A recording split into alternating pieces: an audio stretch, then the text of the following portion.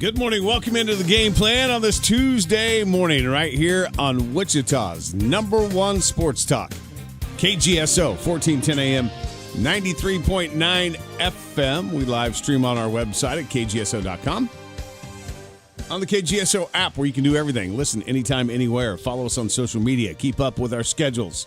Take poll questions. Play some games. It all happens in one location, but you got to have it downloaded. You'll find us in the App Store. SC Wichita also has Google CarPlay, and what is Apple's called? Apple Air or something like that. What's it called? Yeah.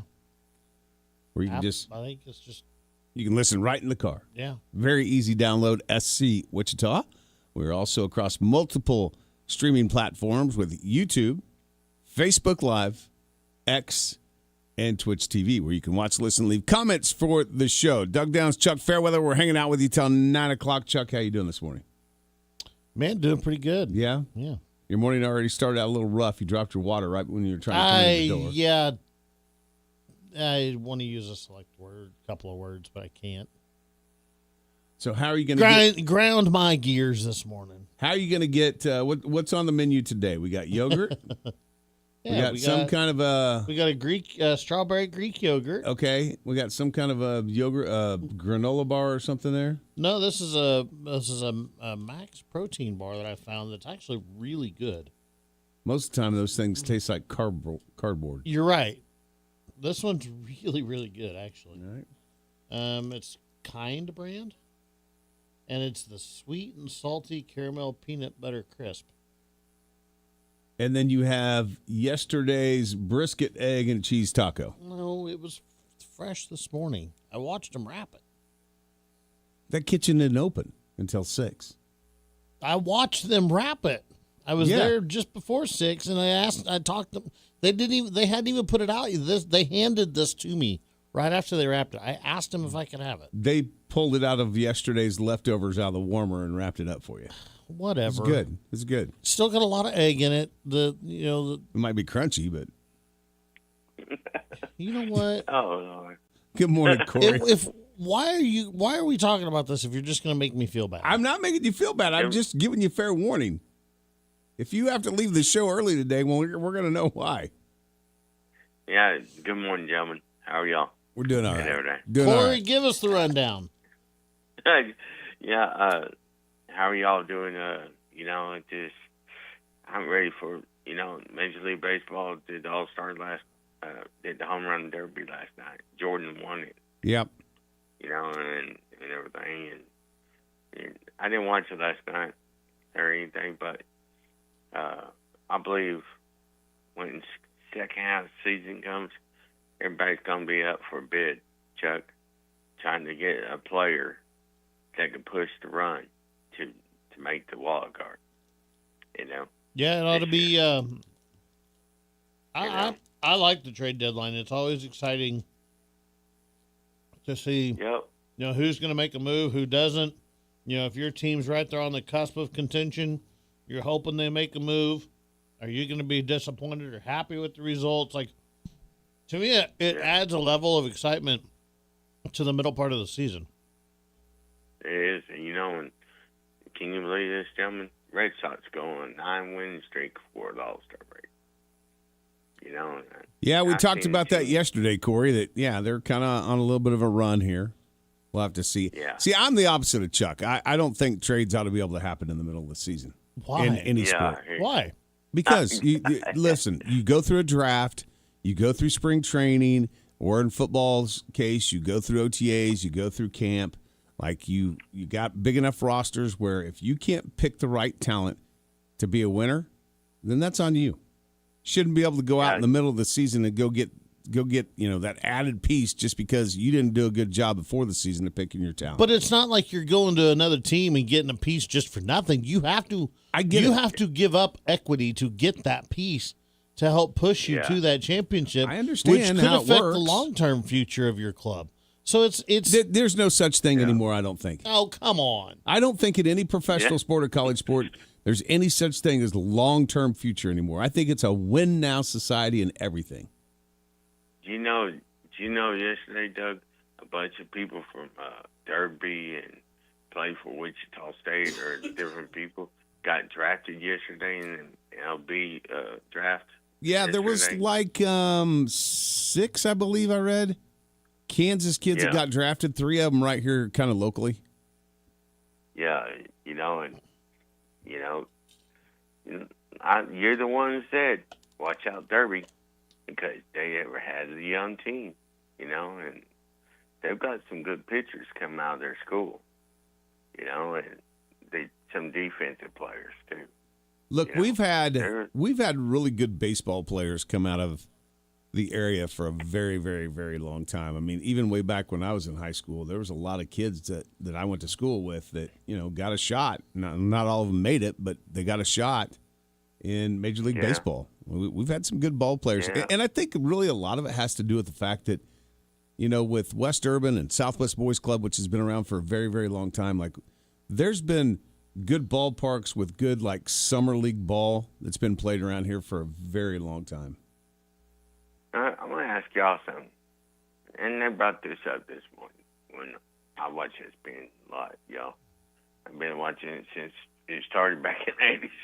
And they brought, who do you think would be the best fan club in any team?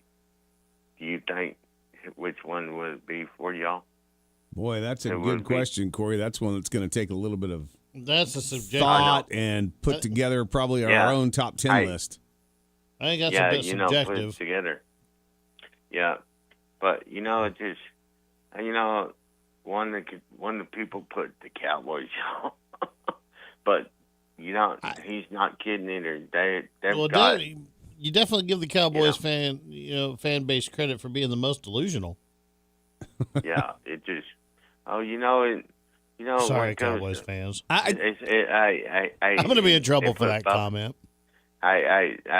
Plus they put Buffalo Bills.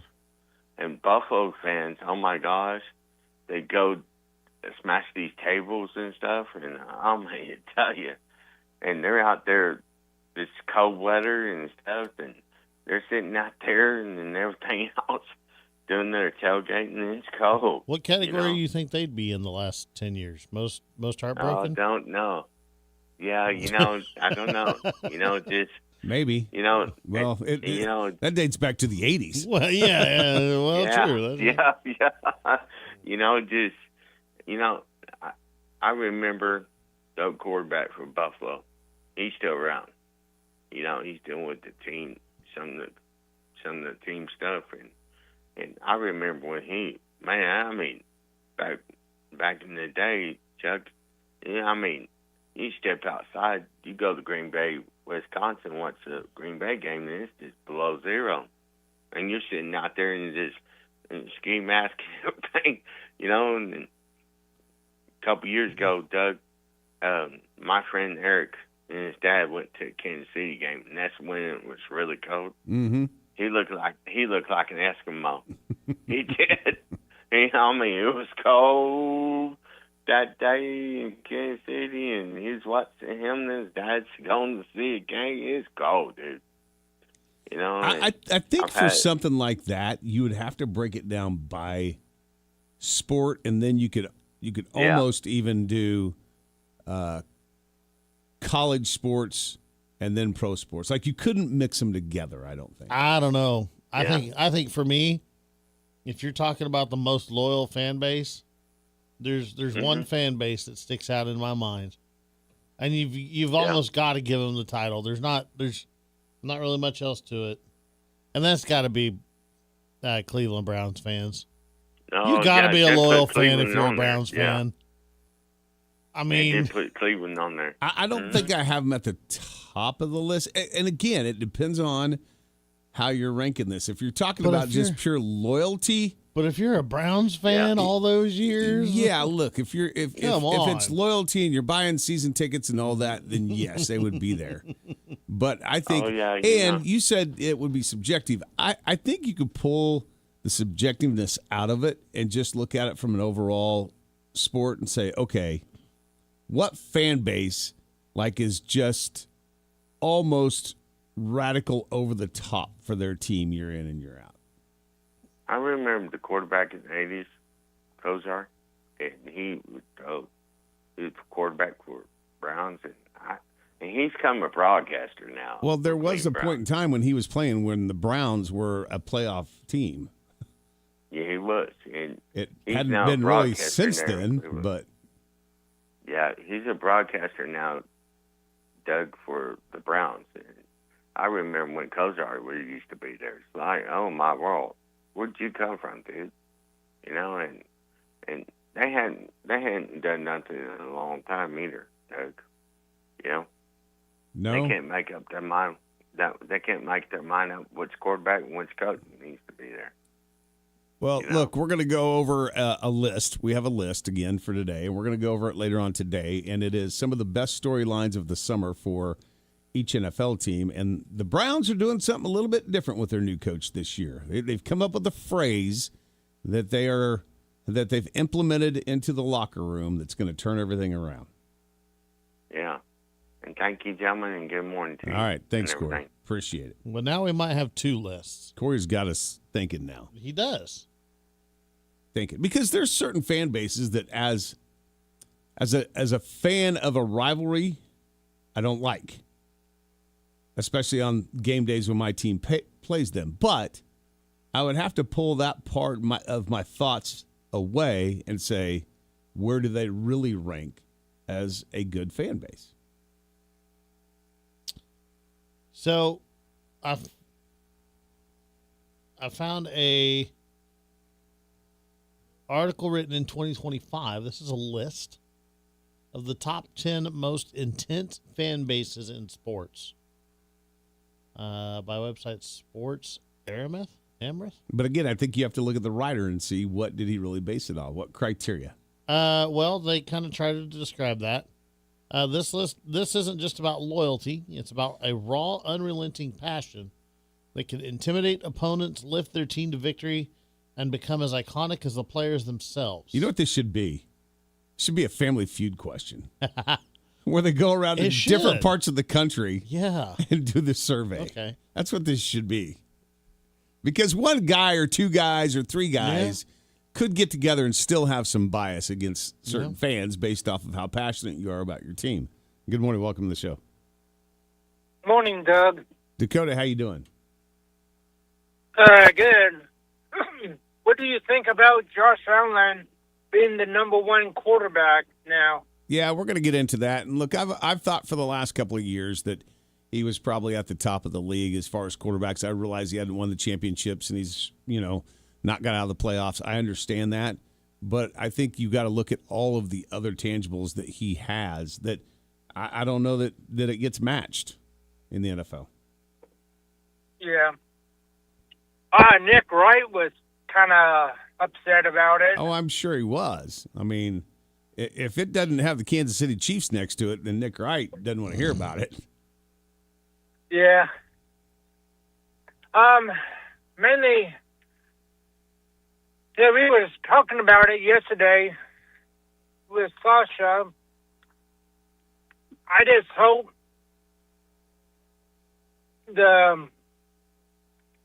he wins a trophy down the road like Josh Allen. I don't want to see him be like Dan Marino, never won a Super Bowl.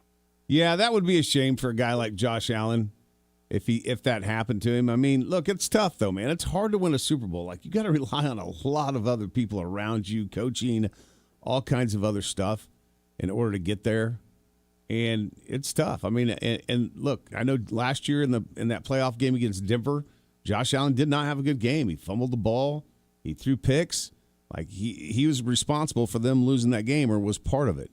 But I think in some of the other things that he has come up against, it's just, they ran into the buzzsaw of the Kansas City Chiefs for a couple of years that nobody was probably going to beat.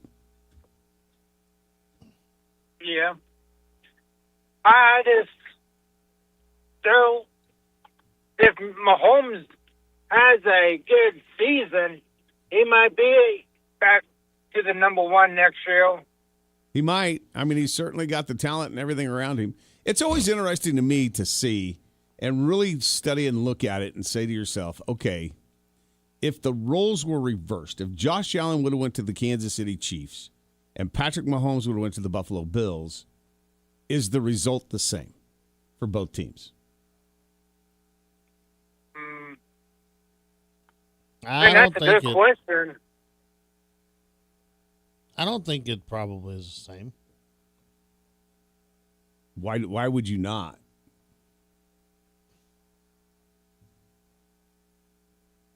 Because both of those teams are so evenly matched.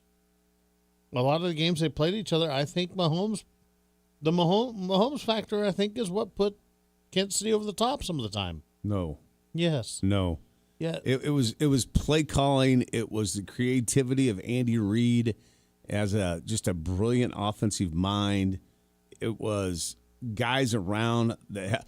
I would say the opposite. I would say if Josh Allen wasn't in that game, the Bills wouldn't even have been close in any of those games.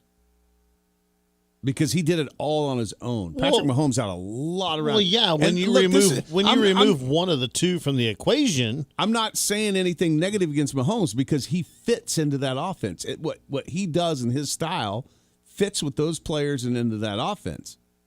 But, like, Patrick Mahomes, from a team standpoint, coaching standpoint, everything, like, they were at the top.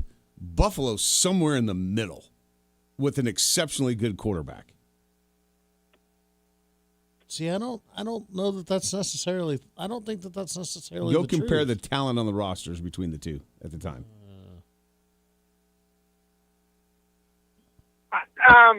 Here's the other question. What if, I know the Cowboys passed up on him, same as the other teams. You think he would win a Super Bowl if he played for Dallas? No, I don't, because I think, again, it comes down to coaching. It comes down to player personnel. And even though Dallas has had some good personnel, coaching, they've never really been all that solid. Obviously, the owner/GM is not where it needs to be for that team. I do think that, I think if he would have went to Denver, he probably would have won a Super Bowl. Of course he would have. He probably would have. Denver had a lot of talent. The one thing they were missing for a very long time was a quarterback. Yeah. That would have been an interesting thing if Mahomes went to Denver and Josh Allen went to the Chiefs. Man, that'd be a lot of good years. I mean, look, you go back and look at the game last year against Buffalo and Denver, and Josh Allen probably had one of his worst games as far as, like, turnovers. He threw 2 interceptions and he fumbled the ball. But he still threw for 283 yards, was 25 of 39, and had 3 touchdowns. It was Denver's defense and the other pieces to the Broncos that got them a 33-30 overtime win. Had Josh Allen, even with the mistakes he made, not been in that game, this game isn't even this close. And if you remove Patrick Mahomes from Kansas City's roster, it's probably the same thing. You saw it last year. As bad as that team's record was, Kansas City last year, before Mahomes was injured, they were competitive in every game they played. It just seemed like the year before, where they won the 3-point game right at the end of the game every year, last year was the complete opposite. It's like the law of averages was catching up with them, and they had to pay the piper for the way the year before went. After Mahomes went out, they had no hope of winning any of those games. None. Mahomes is that big of a difference for Kansas City, too. I'm not saying that he's not a big difference for Kansas City. I'm saying that when Kansas City and Buffalo played each other in those playoff games, at the end of the game, with the game on the line, Mahomes, without Josh Allen, those games aren't near as tight as they possibly are. You can't remove one of the two and then compare them. That's comparing apples to oranges. You can't remove just one of the two from the equation and then. Oh, wait a minute. Everybody told me that when Kansas City got Justin Fields, if Mahomes ain't ready, Justin Fields, you're not going to miss any. You even said this. You're not going to miss a beat. He will come in. I didn't and say run that you this won't offense. No. I'll go back and find That the is tape. not. I didn't say they wouldn't miss a beat. I said if their schedule is favorable, and there's beatable teams at the front end of the schedule, then you play Justin Fields to try to keep. Dakota, you got anything else for us? That's all. Okay, thanks. All right, 522-1410, wait. You just sat here and told me that when you take Mahomes off the field, that's not the same Chiefs team. You're right. It's not the same Chiefs team. But if they've got a favorable offense, then they can plug Justin Fields in, and this team will still just run. That's not what. That's never what I said. A kid that has done absolutely nothing in the NFL, nothing, has not been good one single And you moment. just said that a lot of the reason the Kansas City Chiefs have been as good as they have been with Mahomes is because of the play calling and the coaching. Well, if the play calling and coaching and the personnel around Mahomes has been that good all this time, then they should be able to plug Justin Fields in with 4 beatable teams in front of him and at least go 2-2. Good morning. Welcome to the show. Hold on. Hey, I wouldn't care. This the good part of the conversation is I got to side with Doug on this one. In a way, Chuck, I get where you're getting at because, like you said, it doesn't matter who you plug in there, right? But, man, with Justin Fields, I'll put it like this, not just to pick on Justin Fields, but certain things with continuity, with the timing with your receivers, your linemen, right?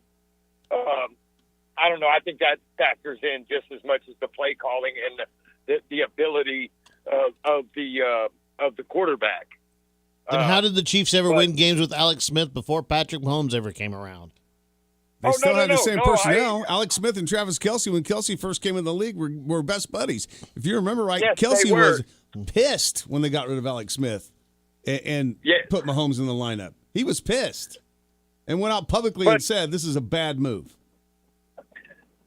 I hate to shift the conversation, but as I got in the car after I clocked out, and I was hearing about what were the lists you guys were talking about? Loyal fan bases? Was that just most loyal fan bases in sports? Period. Yeah. Well, I take the word loyal out and just say probably best fan bases because that's the problem with doing a list like this is there's so many criteria. Like you could go with most loyal. Well, that could be different because like the Cowboys have probably the most loyal fan base in sports. Well, I would say the Raiders, right? Because they travel well and they got fans everywhere. But the one that comes to my mind, and nobody outside of the arena football world would even know this, but there's a team in Omaha called the Omaha Beef, right? The Wichita indoor football teams over the years have played them.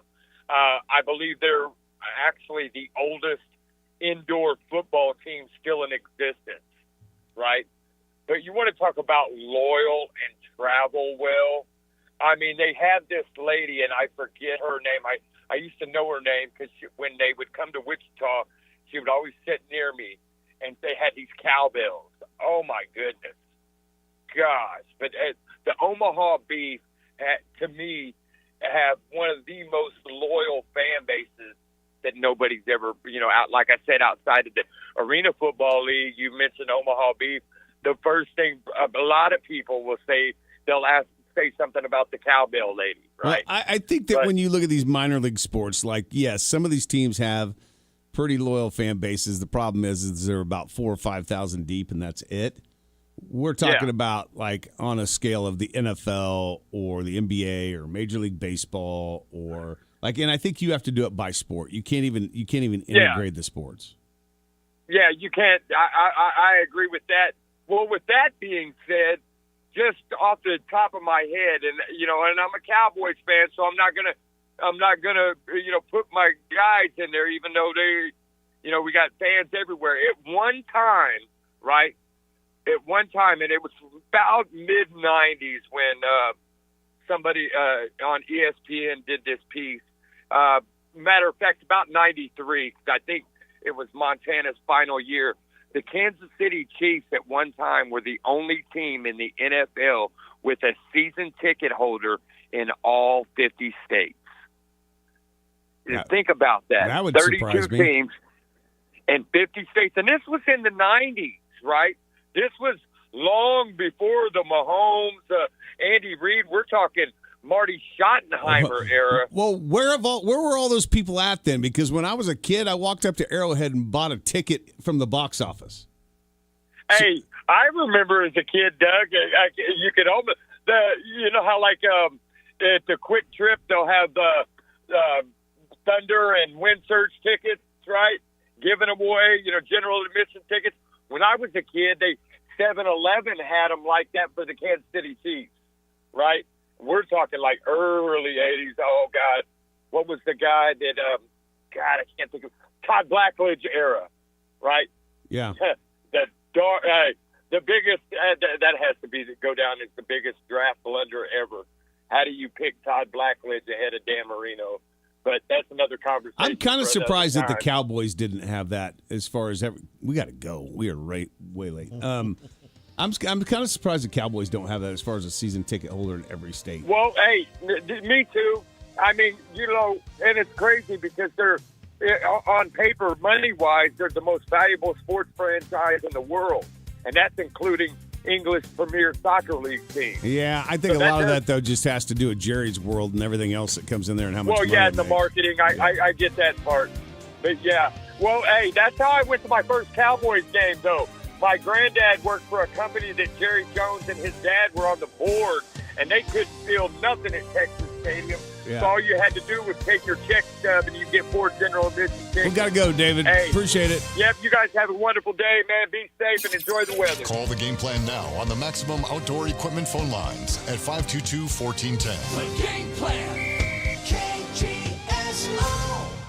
This is Stu Gatz and Company live. The audience wants this. You're listening to Stu Gatz and Company live. Izzy, I am so confused. The United States appears to finally be good at soccer, and I have no idea what the Celtics were thinking by trading Jaylen Brown to a team they just lost to and making the Sixers a better team than the Boston Celtics. So confused. Stu Gatz and Company live. Weekdays at 2 p.m. on KGSO and on the SC Wichita app.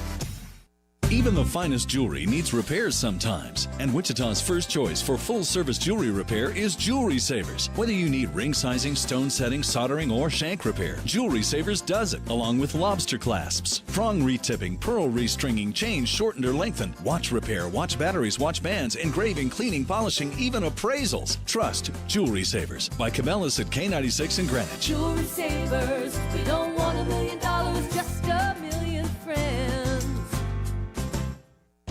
Warm weather is the perfect time to upgrade your outdoor space. Let the experts at Burwell Construction transform your backyard with a beautiful patio cover or pergola designed to add comfort, shade, and style to your home. Imagine relaxing outside, entertaining friends, or enjoying a Kansas sunset without the worry of weather. Quality craftsmanship, dependable service, and outdoor spaces built to last. That's what you get with Burwell Construction. Call today, 794-3430, 316-794-3430, or burwellconstruction.com.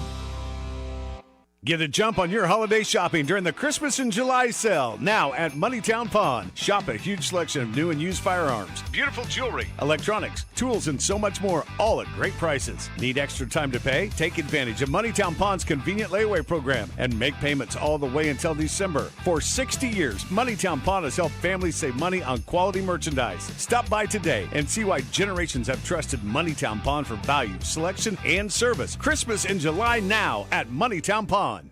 Professional excavators and homeowners, safety always comes first, and safe digging is no accident. So before you begin your next digging project, remember to call Kansas 811 to have your underground utility lines marked for free. Know what's below. Call 811 before you dig. So play it safe. Put down the shovel, pick up the phone, and call 811 first.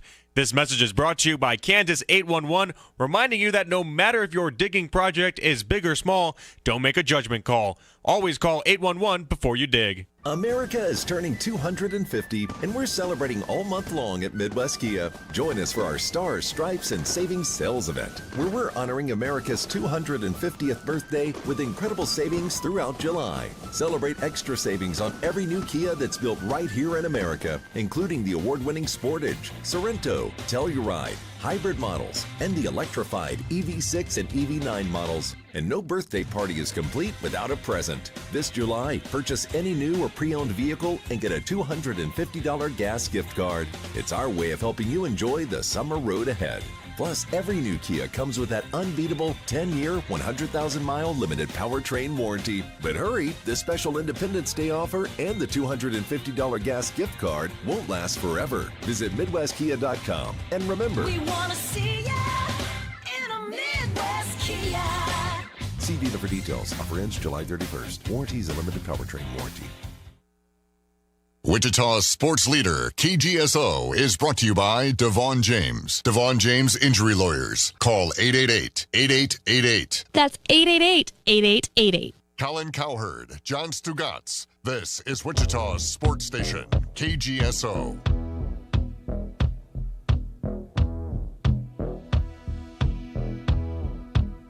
Standing in the rain with his head hung low, couldn't get a ticket, it was a sold-out show. Heard the roar of the crowd. There's that between the show conversation that I guess we could probably have on the show. Because you've missed my point totally. When I know. I don't think I have. Yes, you have. Yes, you have. Because you're trying to tell me that I'm coming down on, well, you're just coming down on Patrick Mahomes. I'm not. Obviously, Mahomes is a very, very good talent. I never said He's one of the best quarterbacks in the league. My point on it was, I compared this part of up until now, Josh Allen's career, the same way I compare the first part of John Elway's career.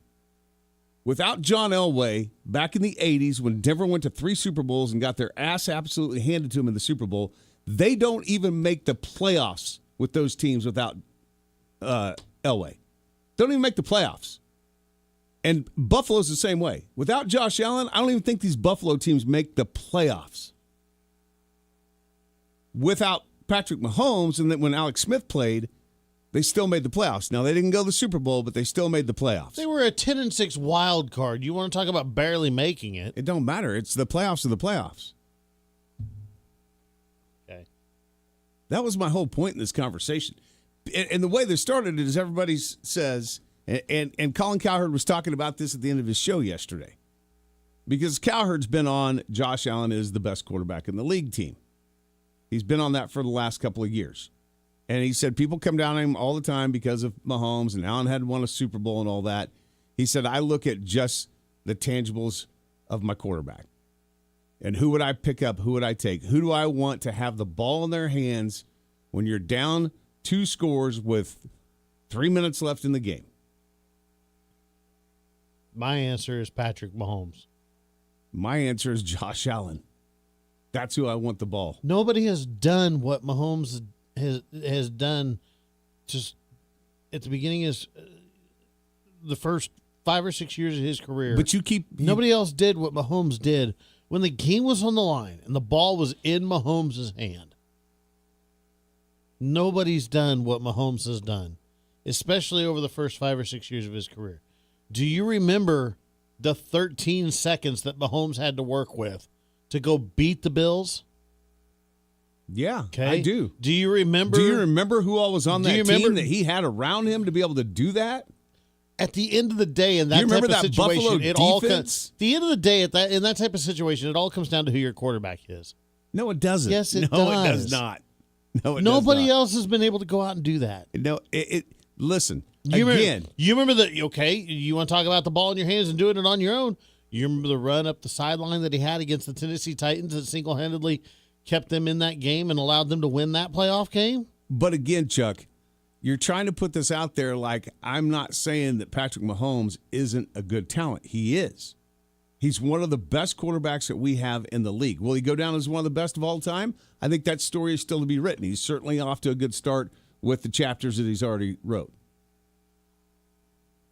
I'm stripping away everything else and looking at just quarterback versus quarterback. I'm taking away all other personnel. That's it. Quarterback versus quarterback. I want the dude that is 6'7", 235 pounds, and has a cannon for an arm. That's the guy I'm taking every time. Okay, Dan Marino was good too and never won a Super Bowl. I want the dude that's gone and won 3 Super Bowls. He didn't win them by himself is the point. He's not the only reason why those teams went to the Super Bowl. Lose them. You are correct. Okay. He didn't. All right. But he's not the I want only the quarterback reason why those teams won the Super Bowl. Those teams from top to bottom, offensive line. No, but if Buffalo had won a Super Bowl, but Allen would be the only reason why, right? Okay. It's not the case. But when Kansas City was winning Super Bowls, the other thing that they had that they haven't had in the last couple of seasons is a pretty damn good offensive line. Look what's happened since they haven't had a great offensive line. Mahomes has been average. Well, anybody's going to be average when they don't have freaking time to get the ball out of their hand. That's exactly what I've been saying this whole time. It's all about the personnel. Josh Allen hasn't had a good offensive line since he's been at Buffalo. Well, then that's on the franchise. Exactly. Don't take away from what Mahomes has done. I'm not taking away from what he's done. And sit here and tell me that Josh Allen is the better quarterback than what Patrick Mahomes is, and that Josh Allen could do what Patrick Mahomes did, and we know this for sure if he's on the Chiefs. You don't know that for sure. If he'd have been on them Chiefs teams. You don't know that for sure. Yes, I do. No. Good morning. Welcome to the show. What up, fellas? If he was, hang on just a second. Doug, I'm going to disagree with you. If he was on your Houston team, guess what? Your Houston team probably would have won last year because they had the best defense in the NFL.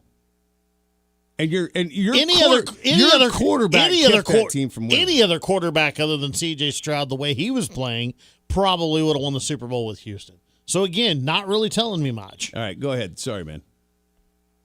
No worries. Doug, I'm going to disagree with you. You're talking about just height and weight stats and physical ability, which is, don't get me wrong, Josh Allen he's a phenom.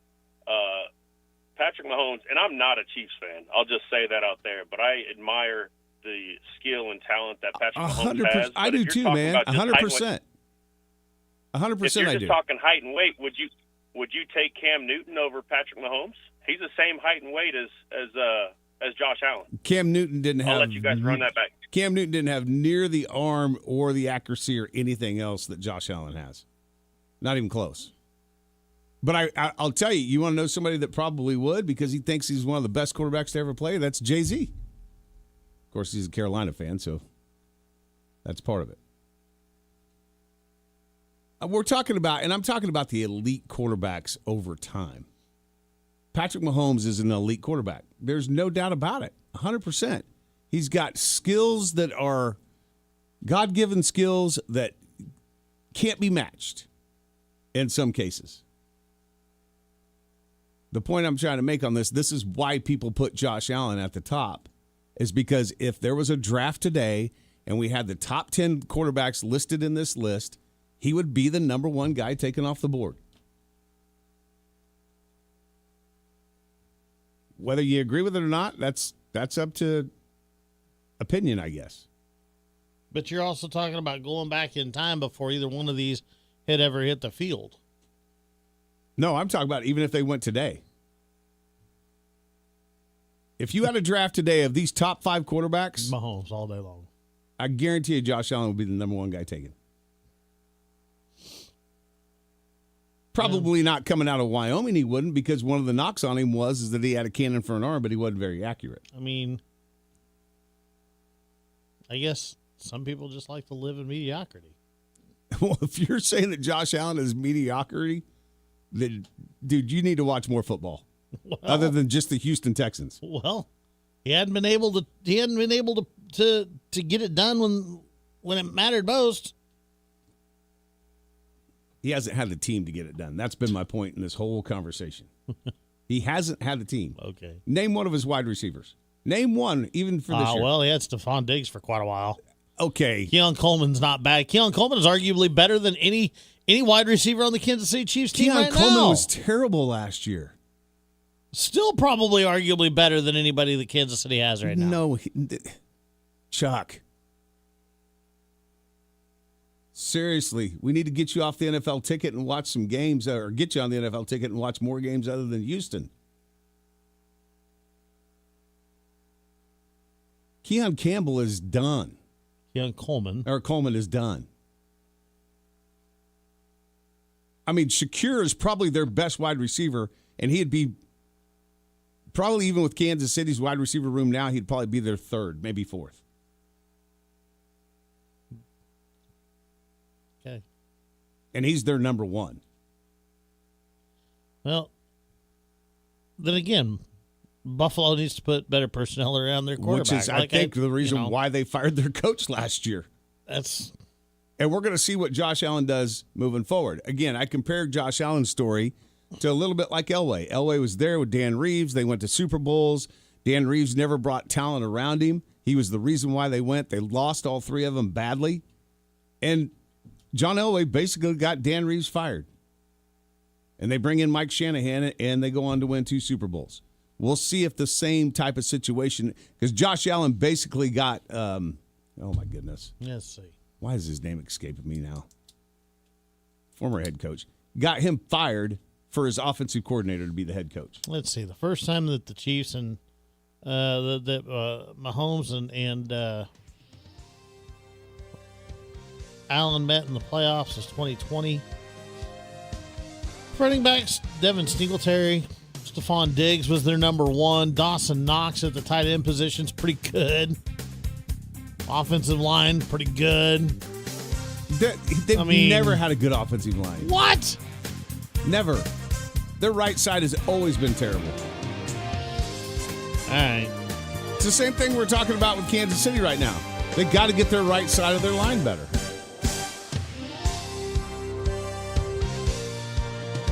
Back after this.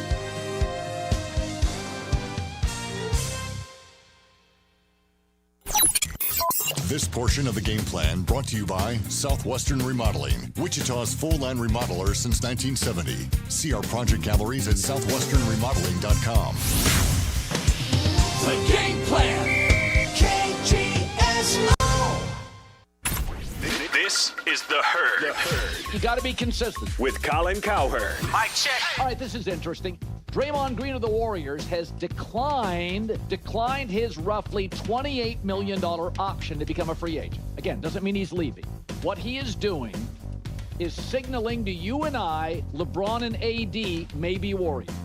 I like this move. This is The Herd. Weekdays at 11 a.m. right here on KGSO and on the SC Wichita app. Test drive a Grasshopper mower at Maximum Outdoor Equipment and Service. Grasshopper mowers offer decks with powerful and reliable operation, unmatched comfort, and a legendary cut that leaves your lawn smooth and manicured every time. Grasshopper mowers, committed to the cut. Visit Maximum Outdoor Equipment, south of 21st and Andover Road, or south of Kellogg on West Street, or MaximumOutdoor.com. We know mowers. Maximum Outdoor Equipment.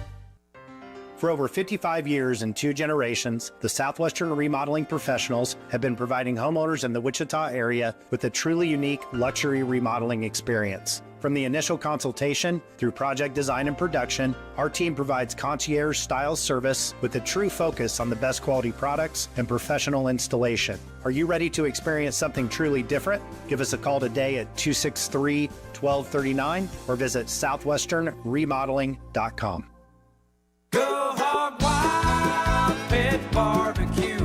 Hog Wild, get some for you. Asking my favorite Hog Wild menu item would be like asking who is your favorite child. It's impossible. While I love all of our award-winning barbecue options, I've got a real soft spot for the Carolina pulled pork sandwich. Hi, I'm Josh Wissing, Hog Wild partner and general manager at 47th and South Broadway. I love turning customers onto the Carolina pulled pork sandwich. We serve our tender, slow-smoked pulled pork on a soft bun and pile it high with tangy coleslaw. There's nothing else on the menu like it. The added bonus, you still get to have a side dish like curly fries or baked beans. When you're craving familiar, but in the mood for something new, Hog Wild's Carolina pulled pork sandwich is the answer. Order online at GoHogWild.com. Hog Wild Pit Barbecue, 6 locations in Wichita, also in Derby, El Dorado, Hutchinson, and Salina.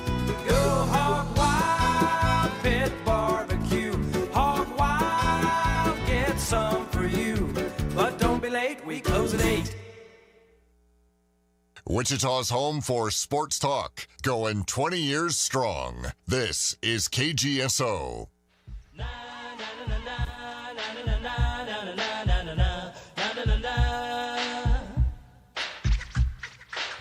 Final segment here of Hour 1, 522-1410. Maximum outdoor equipment hotline. Call the show. What? You got something on your mind? You're completely wrong. How am I completely wrong, Chuck? What am I completely wrong about? What am I completely wrong about? That Josh Allen is 90% of the offense for the Buffalo Bills. I'm completely wrong about that. You really? are absolutely discounting the intangibles and X factor that listen. that No, Patrick I'm Mahomes not. No, is see, that he you're- brings to the table. And this is where you're irritating me because you're trying to put it out there that I am saying that Mahomes isn't a great quarterback. I've said it 1,000 times. He is a great quarterback. He's one of the best in the league. This is about a list that came out. The executives, the scouts, the coaches did it last week, and we went over it. Josh Allen was at the top. Now the AP writers have come out with their own list. Josh Allen is at the top, and everybody's mad about it. And I'm just trying to tell you why people are looking at it that way, because Josh Allen probably means, from a production standpoint of offense, more to the Buffalo Bills than what Mahomes did to the Chiefs, or what he does to the Chiefs. That's not taking anything away from Patrick Mahomes. Statistically speaking, both of them last year were like neck and neck. Mahomes had one more interception than Josh Allen, had a few less yards, had a few less TDs last year. Like, they are neck and neck. But the reason why people voted, both the writers, the executives, the coaches, the scouts, Josh Allen at the top, I think is because, one, of his size, two, how good his arm is, and three, they look at this offense and go, without him, they probably aren't even a playoff team. That's all I'm trying to say here. I'm not taking anything away from Patrick Mahomes at all. He's done great things in his career, especially early. Well, yeah, you are taking something away from Patrick Mahomes when you sit there and say you could plug in any quarterback into the Kansas City Chiefs system because of the play calling and the personnel around him, and they could win Super Bowls. I did not say that. That's what you get. I said if the two had been reversed, if Josh Allen was a quarterback of the Chiefs and Mahomes was a quarterback of the Bills, the results would have been the same. You don't know That's that, what though. I said. But you don't know that. I do know that because Josh Allen is an exceptional talent, just like Patrick Mahomes. I'll tell you this. These two on this list of 5 from the AP writers, to me, are the gap between them and the rest of the people on this list. Stafford maybe gets close. Is huge. People want to compare Lamar Jackson to Patrick Mahomes or Josh Allen. There's no comparison. Zero. Or Joe Burrow. There's no comparison. There's only one other quarterback that is now retired but played in this era that probably compares to those two, and that's Tom Brady. I don't I'm know the how one you that can said that sit if you there- put Justin Fields in the first 4 games, the Chiefs go 0-4. I just don't know how you can sit there and tell me or tell anybody that a guy that has not won the Super Bowl and has had plenty of opportunity so far in his career, guaranteed he would have done the same thing that Mahomes has done. You cannot say that. I said the results would have been the same. No, He would have won Super Bowls. You cannot. He would have say won that. Super Bowls if he'd have been the quarterback of the Kansas City. No, there's no way. Yes, there's I no do. way that anybody can know that. There's Okay. no way. I mean, you're right. It didn't happen that way. But when you look at the talent that he has with that kind of play calling and that kind of personnel, which is something he hadn't had, he's had a defensive-minded head coach his entire career. Mahomes has had one of the most brilliant offensive-minded head coaches his entire career. Then why doesn't makes the a entirety of difference. the NFL fire all defensive-minded coaches and everybody go to an offensive-minded head coach? All right. Well, look. If it's that cut and dry. Josh Allen is the only quarterback in this top 5 list that has a defensive-minded head coach. And if you look across the league, the guys that have good offensive-minded head coaches, those are usually the teams that offensively are good and win. Usually. Let's just look at some of the moments where Mahomes was head-to-head with Josh Allen, Chiefs versus Bills, and in moments where Mahomes has put the Chiefs on his back and basically gone on to win the game. There's the 21. Again, I'm not disputing that. Then what are we talking about here? We're talking about a list that came out last week by the coaches, executives, and scouts, a list that just came out yesterday by the AP writers. Both have Josh Allen at the top as the top NFL quarterback, and everybody's up in arms about it. And all I'm trying to say is there's a reason why.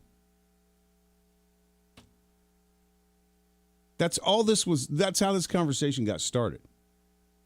You turned it into comparing Mahomes to Josh Allen. All I said was with these two guys, you could have switched their teams, and the results are probably the same.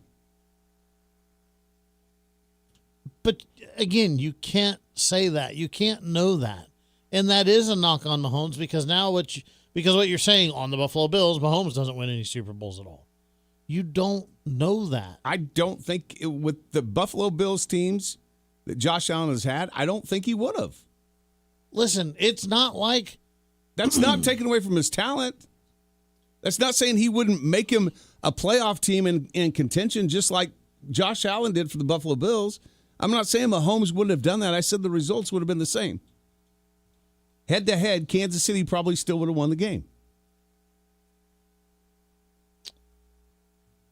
That's all I was saying. Good morning. Welcome to the show. Good morning, man. Good morning. I think that right now, coming off of an injury and everything, that Josh Allen should definitely be ranked above Patrick Mahomes on the quarterback list. However, I think if you had switched these two originally, then I absolutely believe that Buffalo would have 3 or 4 Super Bowl championships and Kansas City would not. Thank you. I don't see it, Nick, and here's why.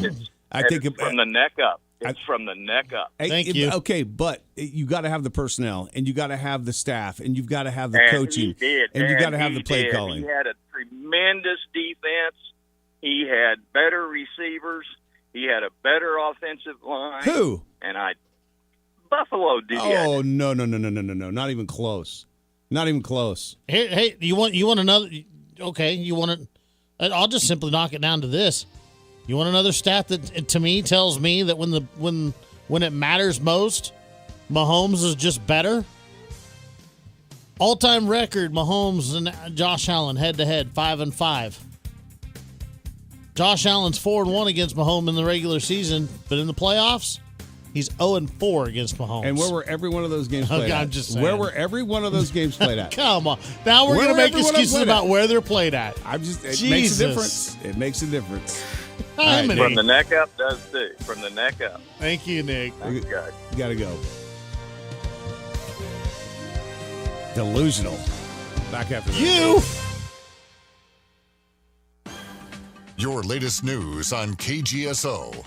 From the news desk, I'm Andy Hoosier. One Wichita resident is now roughly $200,000 richer after winning a record-breaking jackpot from the Kansas Lottery, as the anonymous Wichita resident played the single $20 Multiplier Mania Progressive Fast Play ticket, winning a grand total of $193,000, which is a new record. According to the Kansas Lottery, they say the game's jackpot starts at $20,000 and increases over time as more tickets are sold, and once that jackpot is hit, it restarts again at $20,000. The ticket was sold at the Quick Trip location at 2801 North Rock Road in Derby. And as of yesterday evening, the Mania Fast Play game is sitting at $24,278. In other news, the Hutchinson Fire Department has announced they are sending some volunteers out to the state of Colorado to help out with wildfires that are currently burning up in the mountains. Cake News reports that according to one fire engineer with the Hutchinson Fire Department, that their Hutchinson's Fire Wildlife Program is sending 3 firefighters to help fight what's being called the Gold Mountain Fire. The news on KGSO is brought to you by Truck Stuff. Whether it's your camper, trailer, or boat that need hauling, Truck Stuff has you covered. Online at truckstuffks.com or call 316-264-1908. The Wichita State men's basketball team has landed a marquee non-conference home-at-home series with New Mexico out of the Mountain West. The series will begin with the Lobos coming to Charles Koch Arena on Saturday, November the 21st. New Mexico has been a consistent NCAA tournament over the last several years, winning at least 26 games in each of the past 3 seasons. Jack Caglione was impressive in the home run derby. He did hit 8 dingers during the contest. It was not enough to get him out of the first round. That's sports. I'm Doug Downs. Sports Report brought to you by Burwell Construction. Decks, pergolas, patio covers, roofing, siding, windows, guttering, and more. 316-794-3430 or online at burwellconstruction.com. Are you looking for a better healthcare experience this summer? Kingman Healthcare Center is a full-service hospital with a 24/7 emergency room with little to no wait times. Our clinics offer same-day appointments and convenient scheduling for your annual checkups. Don't wait. Make your health a top priority and schedule your appointment today. You won't regret the short drive without the big city traffic. Exceptional care every time. To learn more, visit our website, kingmanhc.com. This is The Herd. You got to be consistent. With Colin Cowherd. Mic check. Everybody has a boss. Even Elon Musk. It's called the IRS. And about a year ago, Trump. Everybody's got a boss. Brad Stevens is a general manager, not an owner. The Celtics are owned by an investment group that does not also own TD Garden. So they're not swimming in cash. It's not very profitable. Trading Supermax players in 2026, bro, it's hard. Cost control is everything. It's not stacking rosters. It's not the 80 Lakers. Think about this. The Milwaukee Bucks were offered Jaylen Brown, All-NBA, 2 first-round picks. The Milwaukee Bucks said, nah, we'll take Tyler Hero, rotational players, and more picks. The hell? That's the new NBA. This is The Herd with Colin Cowherd. Wow. Weekdays at 11 a.m. right here on KGSO and on the SC Wichita app. Ag News from the Mid-America Ag Network. I'm James Guerin. In the livestock sector, crucial drought assistance is opening up for Kansas cattle producers as summer pasture conditions tighten. Under the USDA's updated guidelines, counties hitting extreme D3 drought intensity on the federal monitor instantly trigger 3 full months of emergency livestock forage program payments. This expedited relief is designed to help ranchers offset spiking supplemental feed cost and protect breeding herds across the plains. David Shem, the state executive director of the Kansas Farm Service Agency, tells us more about this program. Unfortunately, here, my conversations I've had with producers across the state right now, it just seems like we have, how would I say, the haves and have-nots, maybe have too much and have too little when we talk about rain. I know some of the areas have had very bad flooding, but with that also being said, I know there have been areas that have missed out on those gains as well on that there. But Livestock Forage Program is a program that's triggered by drought monitor map for producers for counties that have entered a D3 designation on the drought monitor map, or if they've been in a D2 for at least 4 weeks there. The county then becomes a qualifying county for assistance to those livestock producers out there. Again, kind of the key things is go into the county office. If you think you possibly triggered,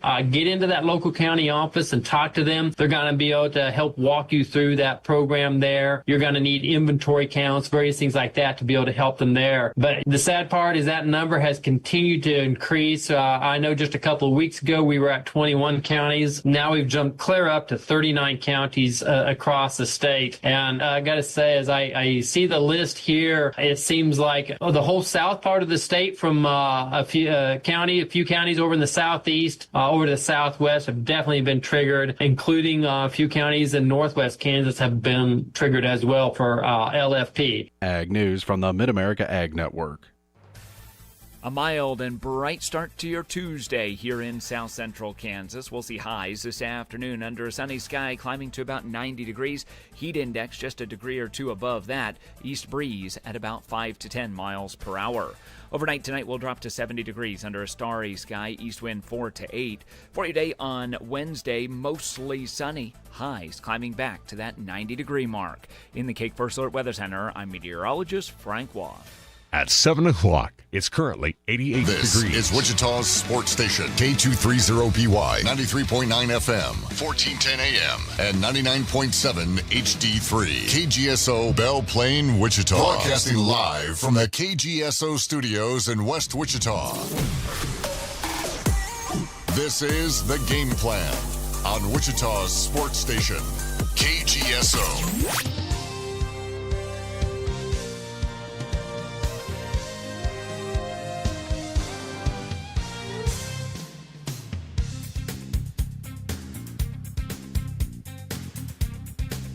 Here we go. It's hour number 2 of the game plan right here on Wichita's number 1 sports talk, KGSO, 1410 AM, 93.9 FM.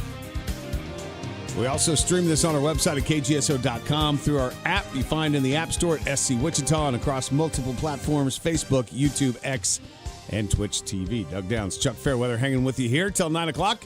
A lot of great phone calls here in hour 1. Let's keep that rolling in hour number 2. Brent Kemnitz is our only guest booked. It doesn't come until about 8:25 this morning. So 522-1410 or Maximum Outdoor Equipment hotlines if you want to weigh in. The Seattle Seahawks, Chuck, have sold for I guess, record-breaking price. And it sounds like one of the minority owners of the San Francisco 49ers will make the $9.612 billion purchase of the Seattle Seahawks. So are the Niners and Seahawks friends now? Is that what we're saying? I'm not sure how this works. I was kind of reading through the story to try to see because it sounds like that. Why can't we be friends? I don't know how to pronounce the last name of this family. It's probably the song that should be playing for you and I right now. Kahosla family? No, we just disagree on something, and I'm sorry you're wrong about it, but that's just the way it is. Whatever. But it sounds like this family that bought the Seahawks, it's minority owners of the 49ers, they are pretty much all going to be running the Seahawks organization. So I'm not exactly sure, like, if you come down to, which is very possible with these two organizations, like a NFC championship game, who you can root for. I guess you win in both cases, right? You own part of the 49ers and you own the Seahawks. Doesn't matter who wins, you win. Yeah. They are going to appoint, again, cannot pronounce these names, Nuru Kahosla. I don't know if that's correct. Sure. As the CEO of the Seahawks, she is believed to be the first minority woman to have sole control of an NFL franchise. So, son's going to get involved. All kinds of people with this family will be involved with this. But the $9.612 billion is approximately 50% higher than any other franchises sold for at this point in time. Now, that would not set the record, because if the Cowboys ever sold, or the Rams, or the Giants, then those prices would be higher than that. But so far, to date, that's the most money ever spent on an NFL franchise. Good morning. Welcome to the show. Well, good morning, fellas. Joey, how you doing? Good. How are you guys today? Doing all right. Well, other than when I get in the car, it sounds like I was listening to Odd Couple. Listen, I wasn't. Sometimes you have to have a good debate. I wasn't arguing with you. I was just explaining why I was right. Well, then you were arguing because you weren't right. Whatever.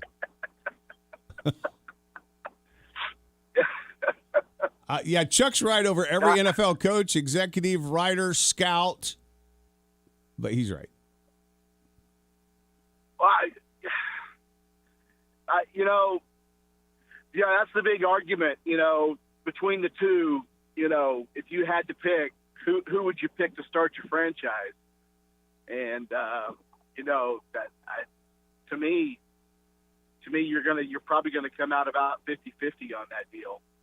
That's what I said. It's even. They both end up with the same result. You didn't say that. I did too. I said they both end up with the same result based off of the franchises that they went to. It's exactly what I said. And by the way, this is not any kind of a new debate between quarterbacks. We heard about this with Tom Brady and Peyton Manning for years.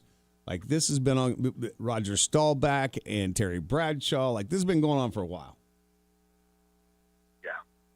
I still, it still makes you think. I don't know. I kind of have to agree that if Josh Allen was wearing a Chiefs uniform, I think you get the same results as you got with Patrick Mahomes. But I will say, I don't know. I think you might have got a couple different results if Patrick Mahomes was wearing a Bills uniform. Maybe early on, because it did take Josh Allen a couple of seasons before his accuracy came in. So yeah, maybe early on. So yeah,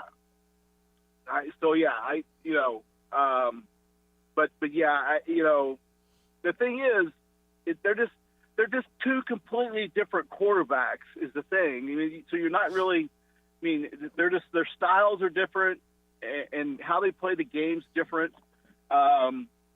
So they both would be coached different.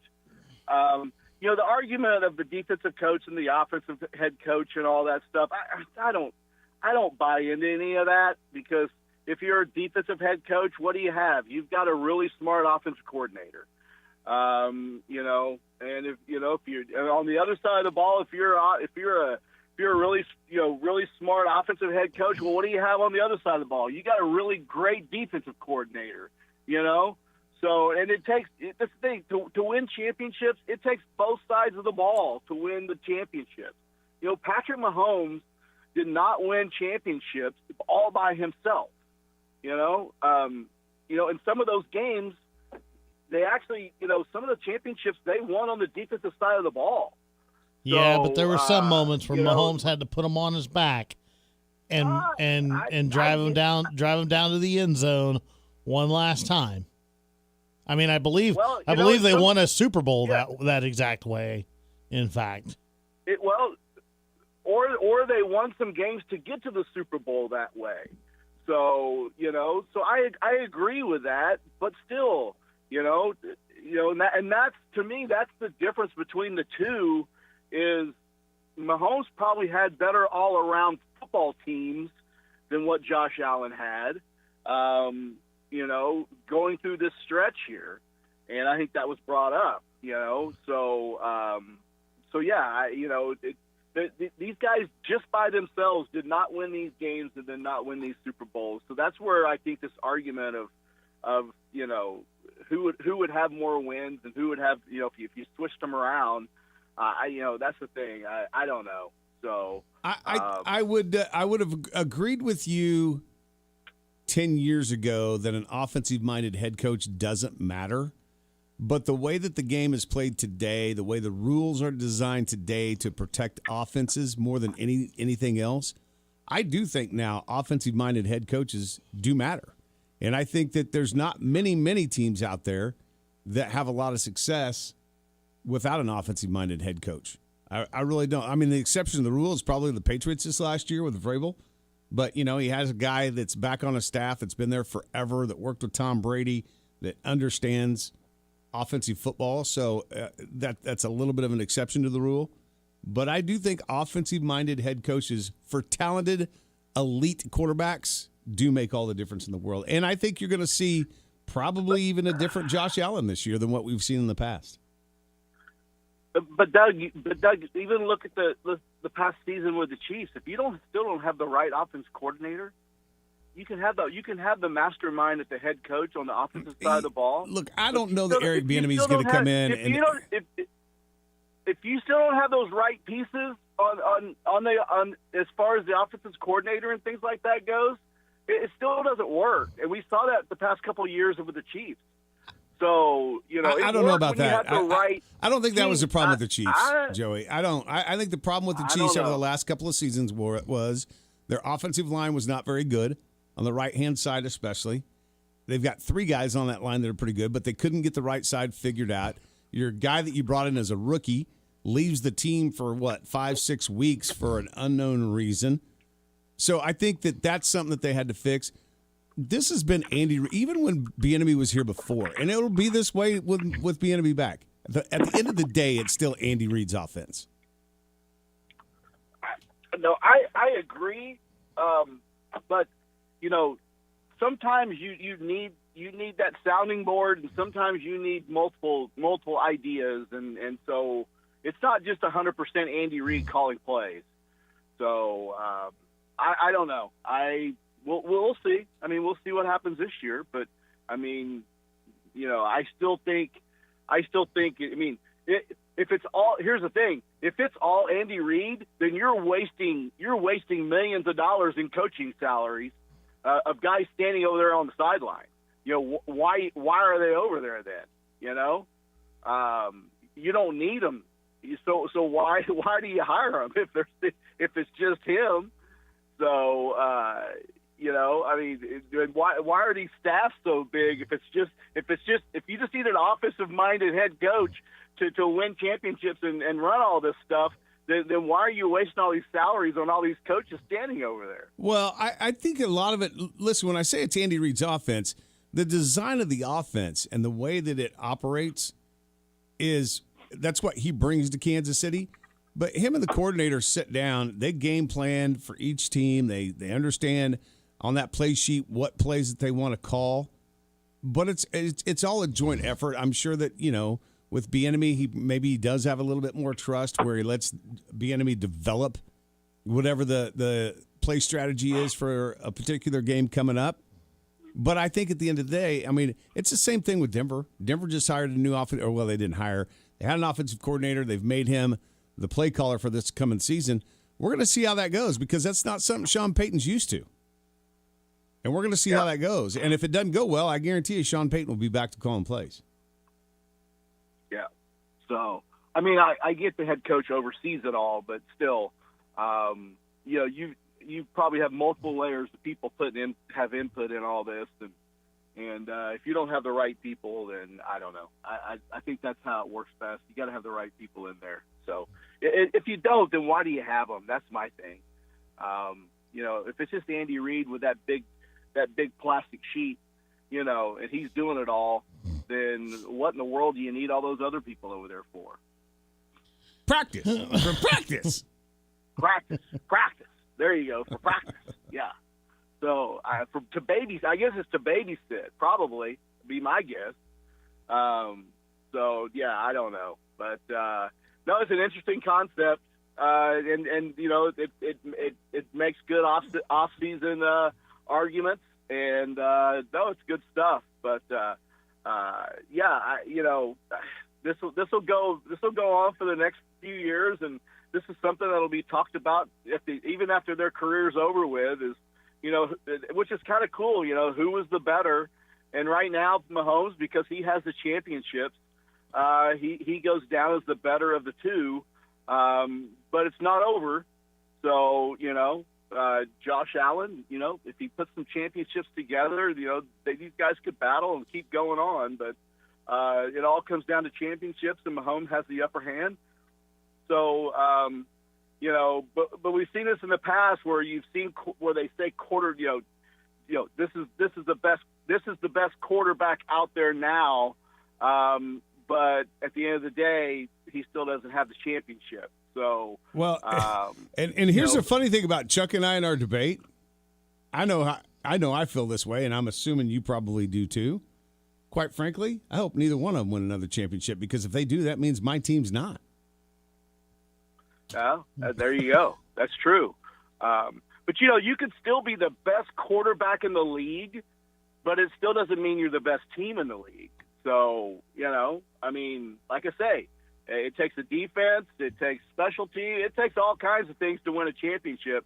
You can still be, look at Dan Marino. For how many years was Dan Marino the best quarterback in the NFL?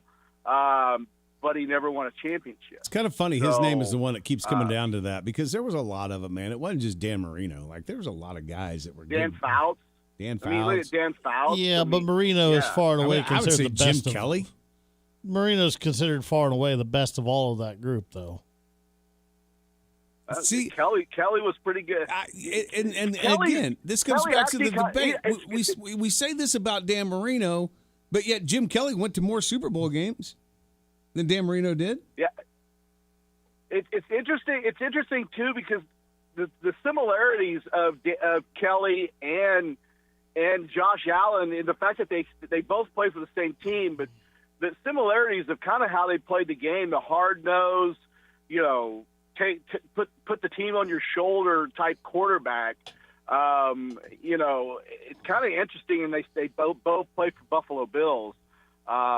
So, and so far, didn't win the championship. But The difference is Kelly got there and didn't win, and Josh still hasn't gotten to a Super Bowl. But you go through the NFL, you can find a good handful of quarterbacks that at point in their career were the best, and still couldn't make it because they just didn't have the team to make it. This is the same debate as kind of the LeBron versus Jordan deal. It really is. And again, you can go back in time. You can go back to Roger Staubach and Terry Bradshaw. You can go John Elway, Joe Montana, Peyton Manning, Tom Brady. Now we got Mahomes and we got Josh Allen. Like, it's been the same argument since I can remember. Every one of those scenarios, give me the guy with more Super Bowls. But that's not necessarily true. That's true for me. It's not. It's really not necessarily true. Like, you got to look at these teams. I mean, you go back to Joe Montana, and again, an elite talent, great quarterback, not taking anything away from him. But, dude, come on. Those teams were loaded. Yeah, they were loaded. So Trent Dilfer's a better quarterback than Josh Allen because he won a Super Bowl. I mean, at this point, come on. There you go. And Doug Williams. There you go. He actually was good, though. He was really good. I mean, yeah, he was. But no, I mean that's the thing. But at least that's the thing, though. You just brought up Jordan and LeBron. At least you're comparing athletes that competed at the same time.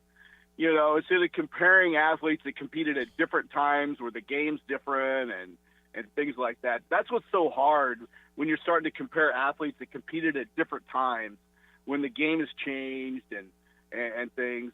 We had a debate over the weekend of the greatest golfer ever. And that's the hard part about it is when you're comparing athletes at different times of their of a generation or when the sport has changed and that's when it gets so difficult because you just can't do it. But when you're comparing quarterbacks when they're competing against each other in the era and the game's the same, that's where it makes it kind of easy to do.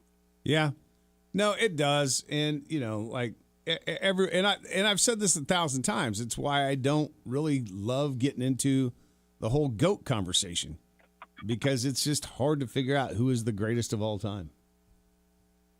Yeah, you really can't. You have to go by eras, and you probably have to break it down. Whether it's in a 10-year span or a 20-year span, and do it that way. Unless there's just an obvious. I mean, for the NFL, to me, probably if you wanted to break it down as a quarterback, you could do it by championships, and you probably it makes it pretty easy. Where you throw Brady out there and someone there's the gauntlet, and until someone does that, it's pretty hard to argue that there's a better quarterback in the game other than Tom Brady just because of the championships and what he did. But again, Tom Brady played in this league for a very long time. Things changed even during his era of playing. He had all the best personnel around him. I don't know. Actually, he didn't. I don't know if anybody will ever match what New England and Tom Brady did, or Tom Brady, I guess, because he did it with Tampa too. But I don't know that will ever be matched again, just because of how things have even changed since he played. To me, I think the icing on the cake is the Tampa thing. If he just stopped at New England and stopped right there and retired and left. I think sometimes you can have a little bit of an argument maybe, but the fact that he said, look, I'm going to move on to another team away from this system that we have here in New England, and I'm going to go to a completely other team, and he went there and he did the exact same thing, I think that's the icing on the cake that proves that he's the GOAT. Because he went to a completely other team, has a completely other system, and what did he do? He did the exact same thing that he did at New England, and he won a Super Bowl. So I think that's where that was the stake in the ground that said, there you go, folks. There's the line in the sand. that proves that it's not New England, it's not Belichick, and it's not it's not Kraft, it's not all this other stuff. I can go somewhere else and do the exact same thing, and to me that's the thing. That's what makes him the GOAT. Okay. Yeah. I say, as much as I like Peyton Manning, to me, even Tom Brady. Although Peyton Manning went to the Broncos and won a Super Bowl. Although the Super Bowl year was kind of more because of the defense and in spite of his declining skill set. Yeah. I mean, don't get me wrong. Manning was still decent, but that defense carried him to that. I mean, he was hurt for pretty much a good part of that season and played hurt for a good part of that season. So I'm, as a Broncos fan, I'll tell you, yeah, the defense carried him on that for sure. I think I recall in that 2021 season when Brady won for Tampa, that defense was pretty good too, and he had a lot of pieces around him that he handpicked and brought in. Which, by the way, if you remember right, they switched to the New England style of offense because when Brady first got there and tried to run the Tampa Bay style of offense, he went, "This isn't working. We're going back to what I know." Well, yeah, but that's just it, though. I mean, worked out for him, didn't it? It did, and for a quarterback though to tell a coaching staff to say, hey, if you want to win, let's do this, and a coaching staff to say, okay, I mean, what other quarterback could do that? Yeah, I mean, other than Peyton Manning or maybe an Aaron Rodgers or so I mean. That just proves right there. I mean, John Elway did it. He said, coaches, fire Dan Reeves when everybody loved Dan Reeves. And he was like, fire this guy, bring me Shanahan back, and we'll win. And that's exactly what happened. Yeah, but how many coaching staffs would be like, heck no, you're going to run my offense or get out of here, I mean, they were like, okay, and they did it, and what they did, they won a championship. So, I mean, come on. I mean, that's, to me, that just makes it even more, for a quarterback to say, hey, if you want to win, do this and move these pieces around and do, and they did it and they won. And to me, I don't know, that kind of even proves my point even more. So, now you can compare him and Peyton Manning. They did the exact same thing. They went to another team and they both won a championship, but who has more? And it's Tom Brady.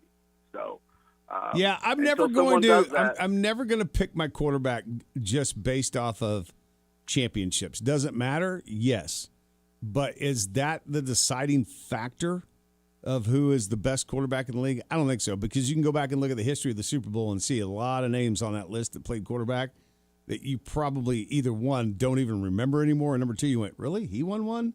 So, like, I'm just to me, it's not the best way of looking at a comparison with quarterbacks. And again, not taking anything away from Tom Brady. I mean, obviously, he did things that nobody's ever been able to do before. Yeah, but in that 20-year span, though, you have to say, if there was anybody you wanted to put, if you wanted to put a football in his hand to go score a touchdown, it's hard to say there's anybody else you'd want to give the football to.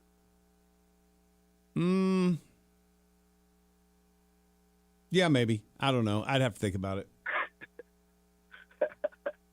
So there's a long list of guys out there that were good in the clutch, man. A long list. Yeah, I know, but it's pretty tough to come up with somebody else. So I don't know, and I hate to say that because I've never been a fan, but it's just the reality of it. So. I mean, he would definitely be one of them. I don't know if he would be the very, very top one. I'd have to think about it. Oh, he'd be. I don't know. He'd be hard not to go with, I think. So, but I can't remember your listener. It's a huge New England fan. He's probably loving life right now. Who is it? I can't. What's your list? I can't. You got the one listener, so a huge New England fan. I can't remember his name. Oh, Jericho. We haven't heard from him in a while. I don't know where he's been. Yeah. So. Oh yeah, he was on Tommy. Right. Tommy, they were on first name basis. Tommy. Yeah. So, but hey guys, have a happy Taco Tuesday. All right, you too, Joey. Thanks, appreciate it. All right, 522-1410 is the phone number.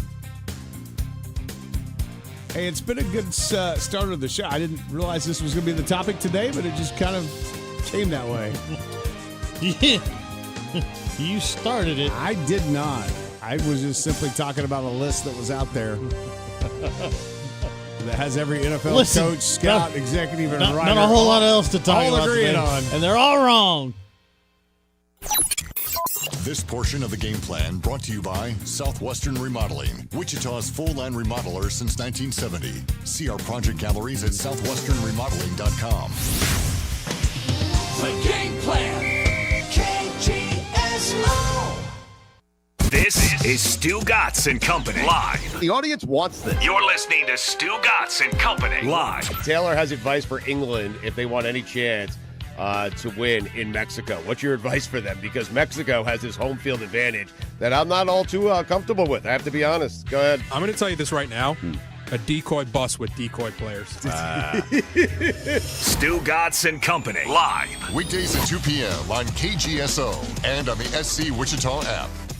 Mark your calendar for Saturday, July 25th, 3 to 5 p.m. and join us for our Wine and Cheese Day featuring incredible Oregon wines hand-selected after our recent Willamette Valley adventure. Perfectly paired with artisan cheeses from our local friends at Wichita Wagyu. It's free. Plus, we've got even more tasting, special events, and exclusive finds happening all summer long. Stop by Auburn Spirits at 13303 West Maple or visit auburnspirits.com to see our full events calendar. Auburn Spirits, where we celebrate local, discover something new, and make every gathering a little more memorable. It's towing season, so that means it's time to come see the experts at Truck Stuff. Whether you're needing a hitch, a gooseneck or bumper pull, a brake controller, or airbags to level the ride, we've got you covered. We'll guide you on what suits your vehicle best so that you can have a safe and enjoyable trip. Whether you want to install it yourself or have our professional installers do it here, we thank you for shopping local at Truck Stuff at their corner of Central and Washington. Tricked out, checked out, check us out. Truck Stuff. Where'd you get that grin? Right above your chin. You know the place.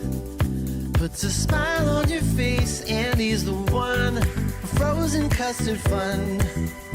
Made fresh every hour. It's your happy power. Top your day with a smile at Andy's. Did you know my frozen custard is made fresh every hour? Or that our toppings are baked daily right in our stores? It's how we top your day with a smile at Andy's. Life doesn't come with a rewind button, but your insurance should always have your back. At Pruner Agency, we're more than insurance. We're your trusted local partner in protecting what matters most, your home, your car, and your family. We take time to understand your needs and tailor coverage that fits your life. Get personalized quotes with local support you can count on. Visit pruneragency.com or call 316-400-3200 today. Pruner Agency, veteran-owned, where discipline, integrity, and care meet real protection. Wichita Wind Surge Baseball is back at Equity Bank Park. Bring your friends, bring the family, and enjoy an exciting night of baseball right here in Wichita. From big hits to family-friendly promotions and special theme nights, there's always something happening at the ballpark. For the full schedule of upcoming events, follow us on Facebook at Wichita Wind Surge or visit us online at windsurge.com. Wichita Wind Surge Baseball. Don't miss the action at Equity Bank Park. Fox Sports. Fox Kansas is Wichita's home for exciting live sports action. Tuesday, baseball's biggest stars meet in the 2026 MLB All-Star Game at 7. Then on Saturday, the FIFA World Cup Bronze Final takes center stage at 3 p.m. before baseball's biggest rivalry as the Dodgers battle the Yankees at 7. And on Sunday, catch summertime hoops as the basketball tournament alumni semifinal tips off at 1. Fox Sports. Fox Kansas. Channel 24, Cox Cable Channel 4. When it comes to maintaining a pool, it can cost you a lot of time and money. Don't fall for the gimmicks on the internet. Trust the experts at Good Pool and Spa, like Daniel. One thing I've really appreciated about the guys here at Good Pool is they've only suggested things that we need. They're not trying to upsell you on stuff necessarily. They're not trying to give you products that you may not need. They're very step by step. Skip the guesswork and trust the local experts at Good Pool and Spa. From chemicals and equipment to service and repairs. Good Pool and Spa, just west of West Street on Central. Wichita's sports leader, KGSO, is brought to you by Devon James. Devon James Injury Lawyers. Call 888-8888. That's 888-8888. Your home for Fox Sports Radio. This is Wichita's sports station, KGSO.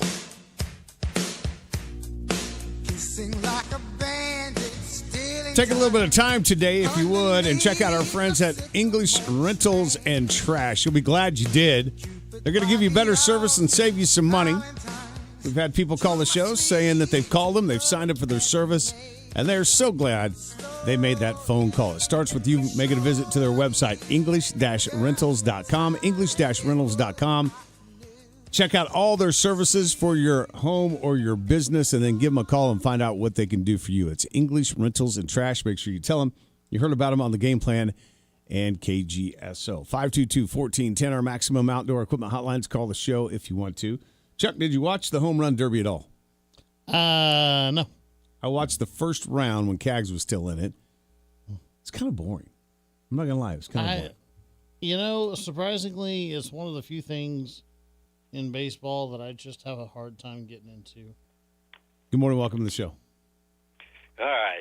You made me call in to chime in on this. Come on now. Here's the deal. We talked about it last year when it happened. Because when you say what you say about Josh Allen going and getting his coach fired, it really wasn't a situation of like a lot of the other time, like you said, John Elway. He did. He basically told the ownership, you're firing this guy. We're getting a different coach. I called in when it happened, and I said, Josh Allen is getting his coach fired in the locker room or in the office and on the field. I mean, we're not talking about Patrick Mahomes costing his team in the playoffs by fumbling the ball with 20 seconds left going into the second half to give the Broncos the lead when there was no reason for Josh Allen to try to do what he was doing. Patrick Mahomes is not doing that. Tom Brady isn't costing his team by making those kind of plays. And it wasn't just last year. He's done this numerous times. So back to Conway Nick, and I'm not saying it because he's a huge and one of the top 10 customers at Moneytown off of KGSO. I love the man. But when he says neck up, that's the difference for me. And I'm not saying Josh doesn't have the capabilities of still going and getting 2 or 3 more Super Bowls, but up to this point, he has cost his team Super Bowls. And we can't say that about Patrick Mahomes. Can we say he could have played better in Super Bowl? Sure. But he wasn't making bonehead plays at the end of the second half to cost his team, put his team in a precarious situation, and not, go ahead and get that W. 2022 AFC Championship game. Mahomes had a flawless first half, but threw 4 interceptions in the second half against the Bengals, which cost him the game on a 98-yard pick six. Everybody has their moment. I still would say that's can you give me 3 or 4 more? Because that's what Josh has given the Bills. No, you can't. I mean, one of the playoff games that he lost was an overtime game that they changed the rules for because Kansas City got the ball and they drove down the field and it was their first one to score. And they didn't get to touch the ball. And then the next time the Bills and Chiefs play in the playoffs and it's an overtime game, the Bills still can't win. I'm just saying, I think when you're comparing what they've done at this point on the field, I think Patrick Mahomes, and again, he has made mistakes. I'm not saying he hasn't, but I will never, if I'm a Buffalo Bills fan, and I get it. Josh Allen thinks that he can, get a 30-yard run with 20 seconds left because he's Josh Allen. I get that, but he's got to be smart enough to understand the realm where the game is there. He can't make that play, and he did. So again, I will suggest that he got his coach fired, not just in the front office. He got him fired on the field. because they win that game and they go on to at least get to the Super Bowl, we're not having this conversation. I don't think. I just say, they have not gotten to where the Buffalo Bills, people think that they should get, and a lot of it has to do with what Josh Allen has done on the field. That's all I'm trying to say, because I'm not saying at all what he brings as a physical specimen and how he plays the game. I love his game. But I just wish, like Nick said, from neck up, he would have made better decisions in past games. And Look, I don't know. That's all I'm throwing. James, and I've said this all morning long. Both these guys are elite quarterbacks. Both these guys have made mistakes that have cost their teams. I mean, Mahomes threw 2 interceptions and lost 1 fumble in the Super Bowl. They lost the last one where they got blown out by the Eagles. Like, these guys make mistakes. So to say that Josh Allen's made more mistakes, the Chiefs were never in that Super Bowl, and part of it was because of the turnovers that happened in that game. The Chiefs were it was evident from the start. I'm just they saying never had that a shot. All these guys make mistakes. They're not perfect. Neither one of them are perfect. I'm not saying Josh Allen's perfect by no means at all. I'm not even saying that he was. I'm just telling you what this list says by all of the NFL executives, coaches, scouts, and writers, how they voted the top 5 quarterbacks in the league. Everybody else make your own decision on who you want. I can see why they put Josh Allen at the top. I'm not like everybody else. I can see why they put him up there. I'm not saying that he's going to be there at the end of the year. Mahomes may be the best. Burrow may be the best. Drake may be the best. Who knows? Okay, but we're going to find out. But that list, and based on the way that they played last year, that list is right here, right now, right this second. That list doesn't encompass the entirety of their careers and what they've accomplished and how they went about accomplishing it. So no, it's a yearly list. They come out with this every single year. So we're talking about last year. Mahomes was 1, Josh Allen was 2. So now we're talking about 2 different things. But still, if I had to start a franchise right now, while maybe right this second, Josh Allen may have had the better year last year and might be on the top of that damn list. That list, is going to get released year after year. It might change. I'm still as somebody who's going to start a franchise. If I had to pick between the two, I'm still looking at overall body of work. You don't look when the kids are coming out of college. You don't look at just the last 6 games they played. You look at their overall body of work in college. How much have they progressed? How did they get better? How did they play early in their college career to later in their career? Whether their college career was 1 game, 2 game, 1 year, 2 year, 3 year, whatever. You look at their overall body of work and make the best determination that you can. When you're looking at the overall body of work, I'm sorry, to me, it's still Patrick Mahomes 1, Josh Allen 2. So I'm going to make this last comment, and I'll get off the air. But I think what we should probably be doing, the conversation should be more comparing, Patrick to Tom Brady, because obviously Patrick, wants to aspire, to be someone that's accomplished obviously all the great things that, as much as it pains me to say, that Tom Brady did. And I think one thing, as somebody that's old and is dealing with injuries on a daily basis, this injury that Patrick Mahomes just had last season was at the same time that Brady had his injury. So we're going to get to see whether Patrick Mahomes comes back stronger to get another championship or 2, or if this is the end of the story, as we know, so far as what's happened. So he's going to get a chance to come back from an injury like Tom Brady did to accomplish, hopefully, great Chiefs fans want great things, i.e. championships. So this next chapter in Mahomes, for me personally, what he does coming back from this injury is going to dictate to where he stacks up, when we talk about this 10 years from now. But again, I don't think that's quite fair to Mahomes, because I do believe that from this point forward, the division that Patrick Mahomes plays in is going to be much tougher than the division that Tom Brady played in all those years at New England. Denver, the Chargers, the Raiders are all going to be better than the Jets and the Dolphins and who am I missing out? That division right now off the top of my head. And Buffalo. Buffalo, yes. Yeah. I think that at Buffalo at the time when Brady was playing, Buffalo now is much better. What I'm saying is I think that it's going to be tougher for Mahomes to to that comparison against Tom Brady just based off of again, the division that he's playing in. Well, Mahomes' last Super Bowl win was what, 2024? No, they lost their last one. Okay, so 2023? Yeah, they didn't three-peat. Okay, so he's got until 2033 to get back to the Super Bowl and win it before he falls off the Tom Brady timeline. If you look at, really honestly, if you look at the beginning of the careers, James isn't far off.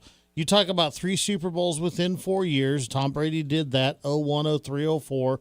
Then it was another 10 years of either, nearly missing the playoffs or just getting into the playoffs, losing, whatever. It was 10 years before he wins another Super Bowl in 14. Then they go 3 out of 5, 14, 16, 18, every even year for a few years there. So, and he's right in the middle of that, or right after those first 3 Super Bowls, is when Tom Brady had his ACL injury. That was the Matt Castle year. The timelines are eerily similar when you overlay them on each other. So Mahomes still has plenty of time to get healthy. For the Chiefs to rebuild their roster. You think Patrick Mahomes plays 10 more years in the league? I don't see why not. He'll be 41. Well, so was Tom Brady. I don't think Mahomes plays as long as Brady. He's going to have to get some of the viper venom or whatever it is, the goat urine or whatever that Tom Brady has taken. If he gets that, he can play another 20 years. Just ask Tom Brady. Hey, guys, have a good Tuesday. All right, we'll see you. All right, 522-1410. I'm just saying he doesn't have to go and win another Super Bowl next year or the year after like that quick. It doesn't have to come that quickly for him still to be within that, within that realm of possibility of being on the Tom Brady timeline. So Mahomes has what, 3? 3. Okay, and Brady has 7? 6. 7. 6 with New England, 1 with Tampa. Okay. I mean, for Mahomes to tie that record and win 4 more, I think it would take another 10 years of him playing in the NFL. I think the difference between Mahomes and Brady in this situation is that Mahomes has a family and kids and all this stuff, and even though Brady had that later in his career, other interests. I don't know. I don't see NFL guys going until they're 41, 42 years old. I think what Brady did and even what Rodgers is doing to a certain extent is way out of the norm. Sam Darnold's probably going to push it. I mean, quarterbacks, great quarterbacks, will go into their late 30s. I think it depends on, too, how many injuries they have. So, we'll see. Like I said, all I'm saying is to this point, the timelines are eerie. I mean, Sam Darnold's 29. Mahomes will be 31 when the season pretty much is going. I'm just saying, to this point, the timelines are eerily similar. Back to wrap up the hour next.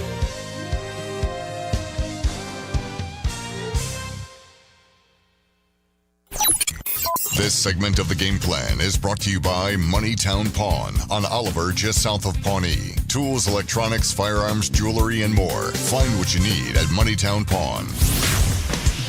The game plan. KGSO. Want to hear more of KGSO? Don't forget to download our app today. Fill out weekly surveys. Register to win great prizes. Listen live. Message our shows and so much more. Plus, get reminders of special programming and games you don't want to miss. Just find SC Wichita in your app store and make KGSO your new favorite app. It's Wichita's Sports Talk, right on your phone. Download the SC Wichita app today with Wichita's sports station, KGSO. If you're like me and have to wake up early to go to work, there's no better stop than Mr. B's Daylight Donuts in downtown Goddard. At Mr. B's Daylight Donuts, you'll find donuts made fresh every day. My personal favorite is their glazed donuts. They also have biscuits and gravy, hot coffee, juice, milk, water, whatever it is you want to wash it down. Make Mr. B's Daylight Donuts in downtown Goddard your first stop every morning. Mr. B's and Daylight Donuts, something to crow about since 1954.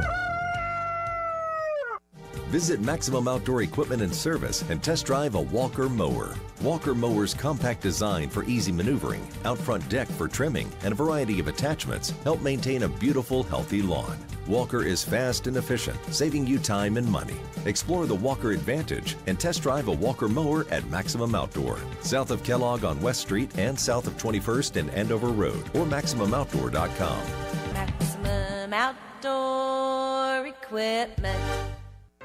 For over 55 years and 2 generations, the Southwestern Remodeling Professionals have been providing homeowners in the Wichita area with a truly unique luxury remodeling experience. From the initial consultation through project design and production, our team provides concierge-style service with a true focus on the best quality products and professional installation. Are you ready to experience something truly different? Give us a call today at 263-1239 or visit southwesternremodeling.com. Professional excavators and homeowners, safety always comes first, and safe digging is no accident. So before you begin your next digging project, remember to call Kansas 811 to have your underground utility lines marked for free. Know what's below. Call 811 before you dig. So play it safe, put down the shovel, pick up the phone, and call 811 first.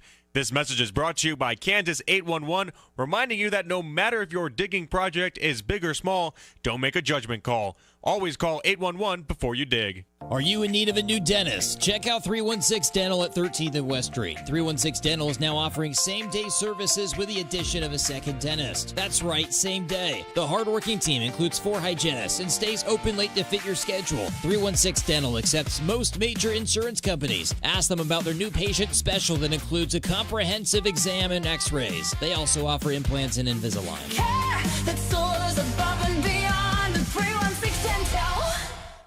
Are you looking for a better healthcare experience this summer? Kingman Healthcare Center is a full-service hospital with a 24/7 emergency room with little to no wait times. Our clinics offer same-day appointments and convenient scheduling for your annual checkups. Don't wait. Make your health a top priority and schedule your appointment today. You won't regret the short drive without the big city traffic. Exceptional care every time. To learn more, visit our website, kingmanhc.com. Leading South Central Kansas in sports talk. This is Wichita's sports station, KGSO.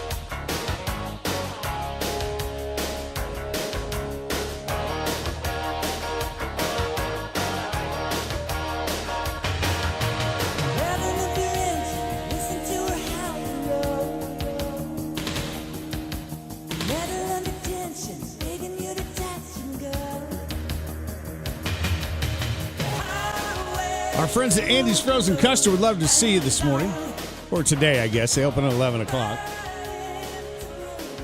40 years in business. 4 locations now in and around the Wichita area with a brand new location down in Derby.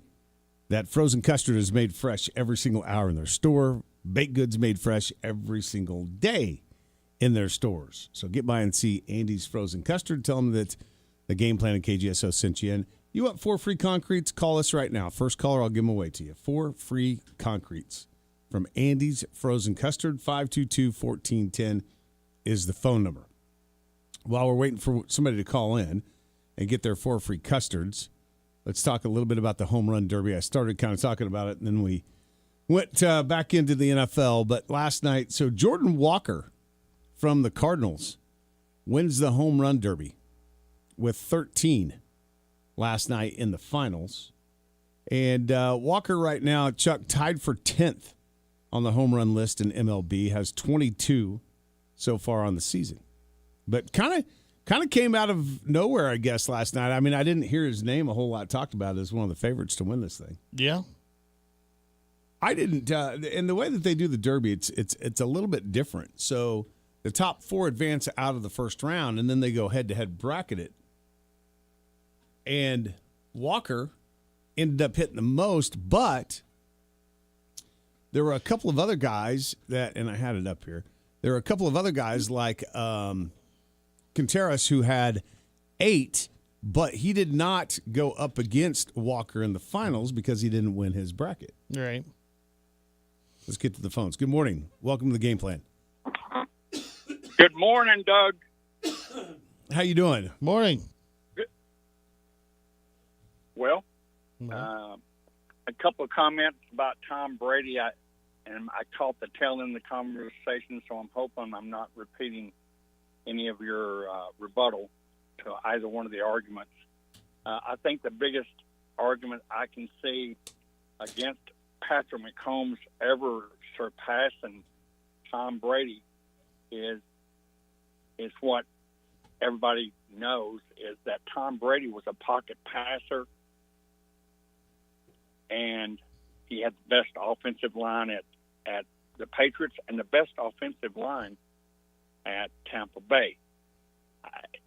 And yes, the competition was less, but he never got tackled and he never ran. And so I think with the injuries that Patrick Mahomes has had, there is no way you're going to rein that young man in from running. I do think injuries in the future will be a problem for him just because of his aggressive style. And in comparison to Tom Brady, who ran, a 5.2 40, we never had to worry about him running the ball. So therefore, he didn't get hurt. So I do think down the road there will be more injuries for Patrick Mahomes that will hinder him as far as passing that record. I mean, I think it's a good point. He is a little bit more of a mobile quarterback. He is going to run. We'll see how much they rein that in since he's had this knee injury. If they rein that in a little bit more and don't let him doing that, I think going and getting Kenneth Walker was a huge step probably towards the fact that they don't want him to run as much. To me, I just think it's going to be tough to do for anybody. I don't care if it's Mahomes. I don't care if it's Josh Allen. I don't care who it is. I think it's going to be tough to win 7 Super Bowls in this era of football. You look at the AFC, I think it's much more competitive now than it was when Tom Brady was playing.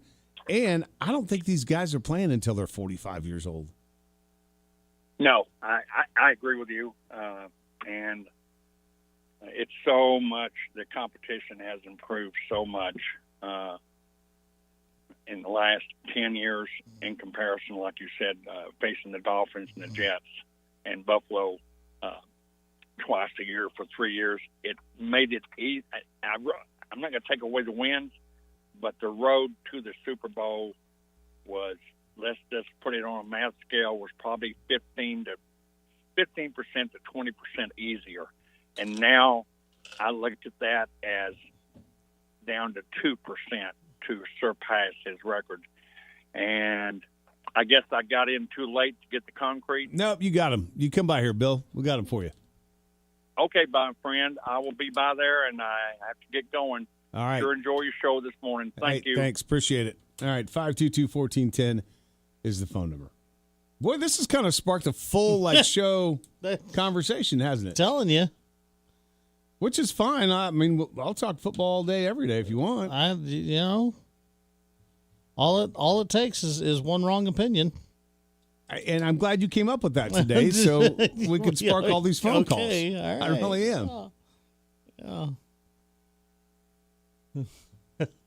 I mean, without you and your silly take this morning, then it wouldn't have sparked all these phone calls. So I appreciate that. Yeah. Thanks, Chuck. Yeah. Okay. That's what you bring to the table. That's right.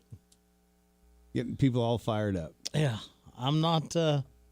Because now we've moved into a whole new comparison. Like, will anybody catch Tom Brady in Super Bowls? It's funny how these things just kind of grow legs of their own. I know. Devin says no one will ever catch Brady, and that's probably true. I think I never said that he was going to catch Brady. I just said you look at the career trajectory up to this point and overlap the two. They're eerily similar in both guys won 3 Super Bowls within 4 years. Then they have a major ligament injury with Brady, wasn't it the Achilles? Or was it his ACL? I think it was his ACL. Okay, so they both have either way, they both have a major ligament injury that they have, to cost them a year or part, most of a year or whatever. So, like 23 was the last Super Bowl win for the Chiefs. So the Chiefs have, they've got 7 more years to get back and win a Super Bowl to stay on that same timeline. Okay, but that would just be 4. Mahomes would be 38. So you think he's going to stay in the league long enough to get 3 more after that? Well, how old was Brady when he won his 4th? I have no idea. I don't know how old he was when he had his injury. I don't know if he was younger or older. I personally think this about Mahomes and how his career will come to an end. I think he is here for maybe the inaugural season of the new stadium on the Kansas side. And then after that, we'll be thinking about... See, he's only got 6 more years? Yeah, I really do. I think that's about all he's going to put into it. Tom Brady's 4th Super Bowl, he was 37, almost 38. Look, but here's the biggest difference. Mahomes is way more involved with his family, his businesses and stuff than what Brady was. His kids are going to be older. Yeah, I think about 6 years left. Okay. Your latest news on KGSO. From the news desk, I'm Andy Hoosier. City officials have announced that the city overall is set to consider paying roughly $500,000 in a settlement for a lawsuit that was filed back in 2024 with a crash that involved a Wichita police vehicle and an electric scooter. KSN News reports that during the city council meeting that is set for today, they will be voting on the settlement. Where according to the court filings, the event happened back on November 18th of 2024, where there was a collision between a Wichita police vehicle driven by Officer Taylor Reichert, along with Joseph Oliver's electric scooter that happened on East at 21st Street near North Hillside Avenue. In other news, Goodwill Industries of Kansas has announced that yesterday evening they're planning to expand their footprint in the region for South Central Kansas, where the nonprofit organization will be opening up a new retail store in Pratt, Kansas, with a roughly 5,000 square foot location, taking over a building that was formerly housed as Hibbett Sports. In a statement from the company, they said, "We're excited to expand into the Pratt community and provide shopping, sustainability, and employment opportunities for the local community." News on KGSO is brought to you by Phil's Coins, buying, selling, and trading coins, bullion, and jewelry. It's 9344 West Central and online at philscoins.com. The Wichita State men's basketball team has landed a marquee non-conference home series with New Mexico out of the Mountain West. The series will begin with the Lobos coming to Charles Koch Arena on Saturday, November the 21st. New Mexico has been a consistent NCAA tournament over the last several years, winning at least 26 games in each of the past 3 seasons. Jack Caglione was impressive in the home run derby. He did hit 8 dingers during the contest. It was not enough to get him out of the first round. That's sports. I'm Doug Downs. Sports Report brought to you by Burwell Construction. Decks, pergolas, patio covers, roofing, siding, windows, guttering, and more. 316-794-3430. We're online at burwellconstruction.com. Are you looking for a better healthcare experience? Look no further. Kingman Healthcare Center is a full-service hospital and 24/7 emergency room with little to no wait times. Kingman Healthcare Center was recently named a Top 20 Critical Access Hospital by the Chartis Center for Rural Health. Top 20 in the entire nation. Come see for yourself what all the celebration is about. Exceptional care every time. To learn more, visit our website at kingmanhc.com. It's towing season, so that means it's time to come see the experts at Truck Stuff. Whether you're needing a hitch, a gooseneck or bumper pull, a brake controller, or airbags to level the ride, we've got you covered. We'll guide you on what suits your vehicle best so that you can have a safe and enjoyable trip. Whether you want to install it yourself or have our professional installers do it here, we thank you for shopping local at Truck Stuff at their corner of Central and Washington. Tricked out, decked out, check us out. Truck Stuff.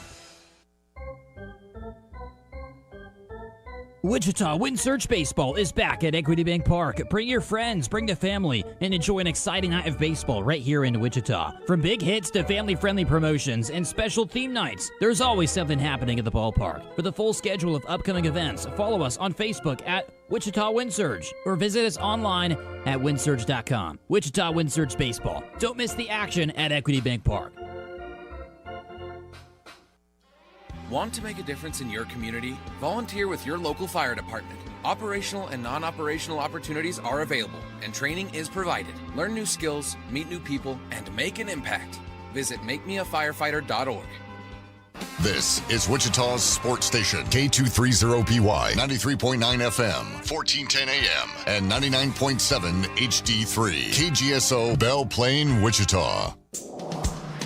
KGSO weather. A mild and bright start to your Tuesday here in south central Kansas. We'll see highs this afternoon under a sunny sky climbing to about 90 degrees. Heat index just a degree or two above that. East breeze at about 5 to 10 miles per hour. Overnight tonight we'll drop to 70 degrees under a starry sky. East wind 4 to 8. For your day on Wednesday, mostly sunny. Highs climbing back to that 90-degree mark. In the Cake First Alert Weather Center, I'm meteorologist Frank Waugh. At 8 o'clock, it's currently 88 degrees. Broadcasting live from the KGSO studios in West Wichita. This is The Game Plan on Wichita's sports station, KGSO.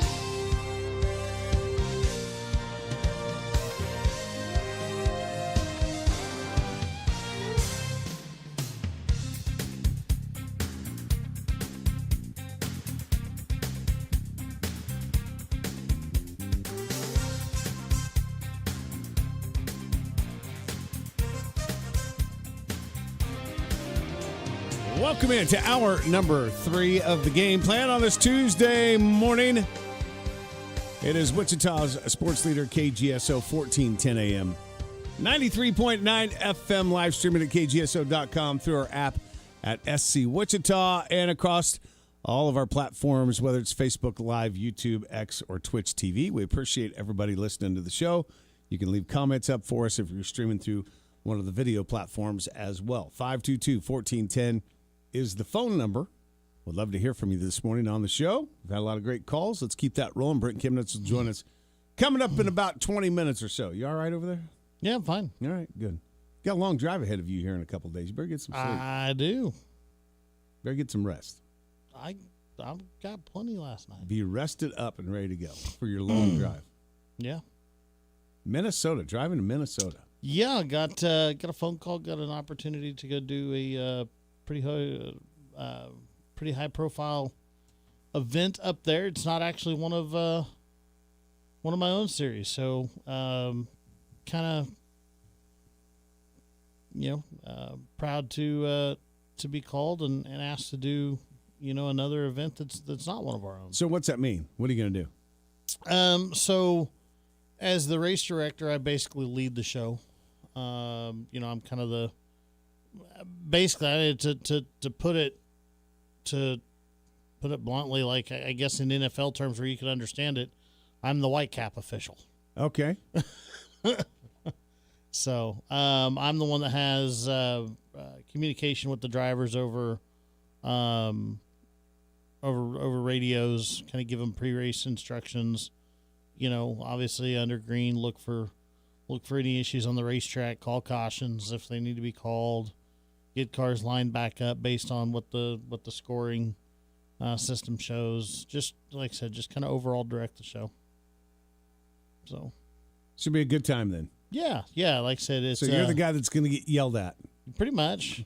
That's part of the job. Sometimes. Do you wear a white hat? No, I don't wear a white hat. I probably should. But no, I think you should show up in zebra stripes and a white hat. Zebra stripes and a white hat, yeah. But have your clicker in hand so you can count the laps. Thanks.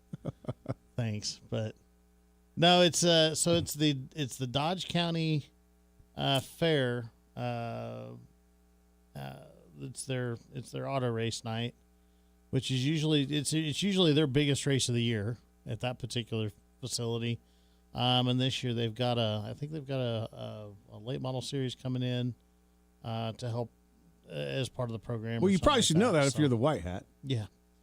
So, like I said, they were in need of a race director, and the guy that organized the event called me and said, "Hey, would you be available Thursday?" And I told him I needed to make sure that I had obligations here covered first. So I made a few phone calls, and you'll have some special guests Thursday and Friday. Okay. So, good morning. Welcome to the show. Hey, good morning. This is KC Joe Hi, Casey Joe. How you doing? Hey, Chuck, I'm surprised you even want to talk about the Chiefs because they have absolutely owned the Texans. Well, I mean, that's yeah, okay. Okay, and the Chiefs Super Bowls. The Chiefs Super Bowls, the Tampa Bay one. You know, the Chiefs had so many injuries on the offensive line. They had me and Chuck playing offensive line, right? And Mahomes running for his life. So, I mean, Tampa Bay's defense just killed us. The Eagles Super Bowl, we were going for a three-peat, and we were just never in that game at all. No. They were defeated by halftime. Yeah, I still haven't said anything that I disagree with you on yet. Okay. Okay, the reason I called is... Chuck has guys, 4 favorite teams, so just because one gets beat, he still has 3 more to root for. So he has a jersey with 4 different corners on it? At least 3. Oh, stop.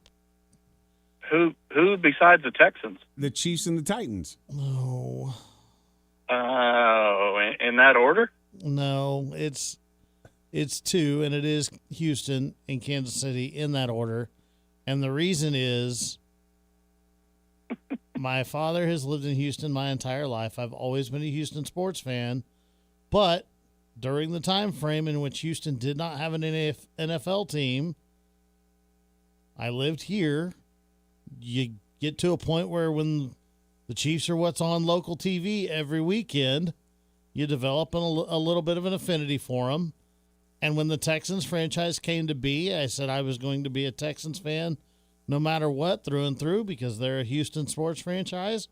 But I never quit liking the Chiefs. I mean, I couldn't just 100% turn that faucet off. So I do root for both teams when they play each other. I do root for Houston, and you're right.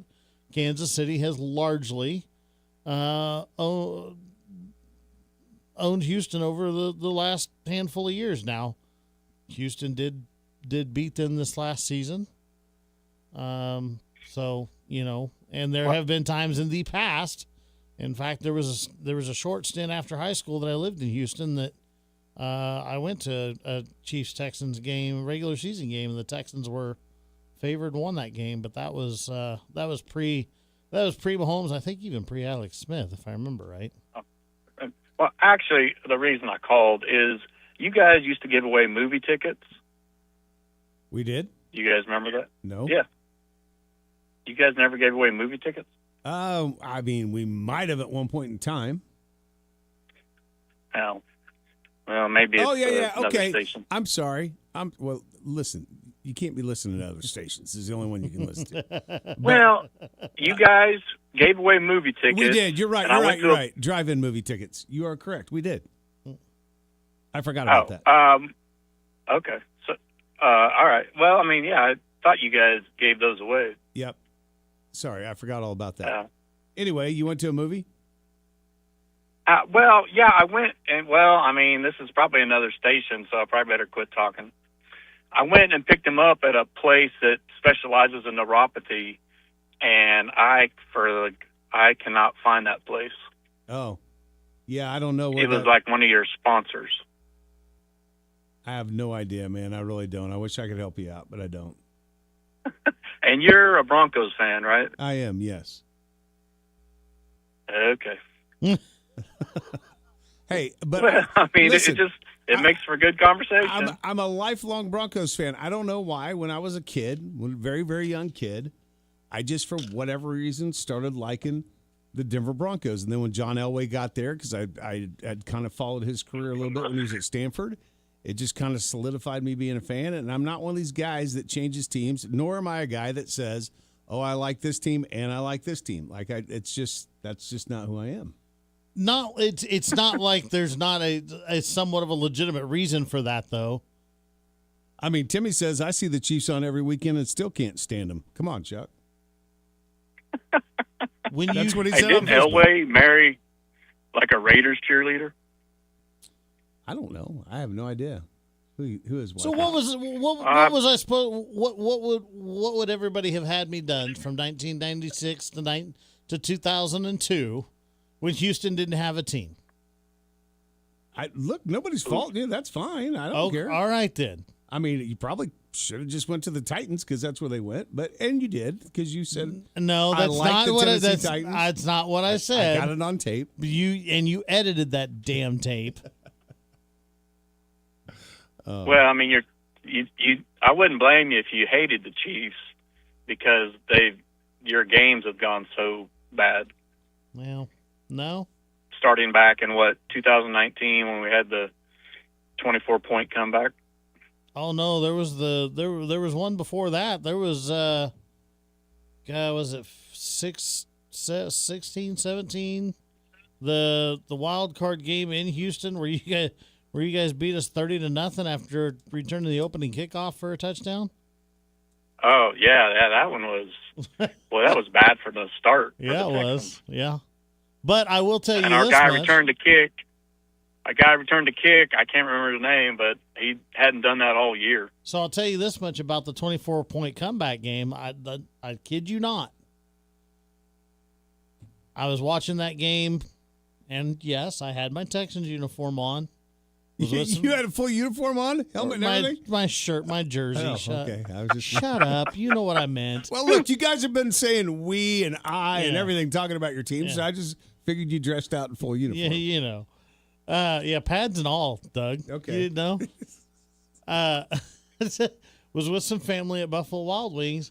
And, of course, about the time Texans go up 24-0, you could hear a pin drop in the place. There's dudes crying in their beer, and I'm just like, I looked at my cousin across the table. I said, this game's far from over. Because you sit there and you look at how Houston went up 24-0. It was fraudulent. It was all off of Kansas City mistakes that put them within, there were two special teams mistakes that put them within 5 yards of touchdowns. The one touchdown pass, deep touchdown pass that Watson threw was on a busted coverage play. The only drive that Houston actually had where they looked halfway decent to score points was the field goal where they ended up stalling out. So I'm like, this is a powerful Chiefs offense.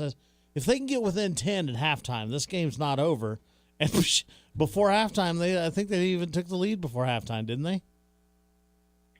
It was a collection of bad plays. Yeah. Texans went for it on fourth down. Yeah. And they got stopped. Then they blocked a punt. It just total chaos. Just total reversal. Exactly. When was this game? It's 2019. Yeah. And I think it was the first round of the playoffs. Yeah. Guys are giving me play-by-play of something that happened 7 years ago. This 19 is Sorensen stopped a guy on fourth down. Then we blocked a punt. Yeah. And then they hit a guy on a kickoff return. It popped right into a Chiefs guy's hands. Yeah. It was a lot of things happen. Oh, yeah. Just total reverse of the first half. Oh, yeah. Yeah. No, unfortunately, I remember that game very well. Well, I quit watching the game because, a true fan sometimes decides watching it's not helping. So I had actually left the room for a little while. So you were the problem, you thought? Well, I wasn't helping. Oh, okay. No, I sat there. All right, guys. I sat there and called it that All right, day. thanks a lot. Yep. All right, thanks. Appreciate it. By the way, swing by sometime so I can set every preset in your radio to just us. You listening to anybody else? I sat there and called it that day when it happened. I said, this game's far from over. I just listened to a whole conversation that I have no idea about. Well, that's fine. I do that half the time I'm here. I don't think I even watched that game, so I couldn't even tell you. Oh. Because I do not remember anything that you guys just said. The Chiefs ended up running out of fireworks. They scored so many touchdowns that day. Because I think the game ended like 50-something to 30-something. Brandon said, Chucky, I need to know when your birthday is. I have a great gift for you, my guy. Okay. So it's in May. It's in May, so it's past. Got to wait almost a year, Brandon. Yeah, almost a year away. I want to get to this before we get to Brent, because you knew this was going to happen. So Brent Kemnitz. Oh yeah. You know that guy that joins us every Tuesday? Yes. Yeah. Okay. Well, only when you remember. Yeah, well, that's true too. The 5 for 5 rule, which has been implemented for college sports. Yeah. Guess what, Chuck? What? I bet you can't guess what happened. Somebody's suing somebody, and it's already being maybe not. The NCAA now faces a federal class action lawsuit on its new eligibility rules by 11 Division I athletes. The NCAA recently announced an eligibility rule change that grants all athletes 5 years to compete, but it did not grant athletes who exhausted their eligibility in the 2025-2026 campaign an additional season. Now, 11 of these guys are suing the NCAA, saying that they have basically taken away their opportunity to make money. If successful, the federal lawsuit could essentially nullify the NCAA's new eligibility rules. Football season set to begin in a month. A ruling in favor of these athletes could alter the college landscape for this upcoming season. So the NCAA said, look, we're going to put in this. You have 5 years to compete. No red shirts anymore. After that, we don't want you 26, 27, 28 years old and in college. You need to move on, either to real life or the pros. And these athletes went, wait a minute. Suing money, or you're taking money out of my pocket. So they file a suit. These lawsuits and these student athletes truly are going to turn college sports into the minor leagues. Minor league professional sports. That's what's going to happen. Whatever happened to we make rules as the governing body, and those rules need to be followed? Like, whatever happened to that? This is what I was asking you the other day when we talked about this very subject. The NCAA has lost the ability to govern itself within itself. And it's not like that the NCAA all gathered overnight. Your ice is driving me nuts over there, clinking in your glass. I keep hearing it when I'm looking away. Sorry. It's not like that the NCAA went behind closed doors in a room and then came out of that room and went, okay, it's 5 for 5. Like, this has been talked about now for months. You knew this was a possibility. As an athlete, you knew this was a possibility if you were past your 5. Like, you needed to plan accordingly. Good morning. Welcome to the show. Hey, good morning, Doug. Rick, how you doing? Did you see our fish kill in our lake? I was wondering if that was yours. What? Well, it was the one in front of my house. Friday morning, we were leaving to go to Oklahoma for a shower, and I got up at 6 a.m. to water my flowers, and I heard splashing going on behind our lake. And I went over there, and they were channel cat trying to get into our lake. So I got my net, and I called my grandson, and I bet we netted 10-pound blue cat put in our lake. Really? And, so they were trying to get out of that water that they were in. Is that what you're saying? What happened when they built Lowe's and Academy, they had those concrete parking lots. So what was happening is being flooded, and those lakes were being flooded, and it was eroding them. So we sued the city, and they built a $800,000 pump house at the end of that big lake. And when the water level rises in those wetlands, they open those floodgates, and they put it into that pond. The fish died, and then it backfills into our pond. Well, what happened is all those fish migrated. They looked for food sources. So they went downstream or upstream, whichever one it was, and they got trapped in that main lake. And then they shut the gates on the pump, and the water level dropped, so they were trapped. And it's my opinion that they all ran out of oxygen. There was so many fish in there that it wouldn't support it. Plus the hot weather. Our lake has fountains in it, which aerates the lake. And so every one of the fish that we caught we put in our lake, they lived. And there was no dead fish in our lake. So that pretty well tells me it wasn't a chemical problem. It was an oxygen problem. Yeah, they said But, originally that the fish that they tested had like some kind of, I don't know, something that you find in fertilizer in them. And so I thought, with all the rain and stuff and everybody around there fertilizing their yards, it all ran off into the lake. Well, and then what happens is it's so hot, the lake turns over, and then it just compound, combination of things. But I'm telling you, we hauled out 50, 60 blue cats that were 10-pound plus. Wow. I got pictures of it, and we saved what we could, and then they would get scared and they'd go back in the storm drain. We couldn't get to them, and we'd have to wait a couple minutes and let them come back. But they were trying to get into our lake, and it was kind of sad. So we left for Oklahoma and came back Saturday night, and it was clean. Somebody cleaned them all up. I had to be a bad job. Well, I heard the smell was just like Uh-huh. crazy.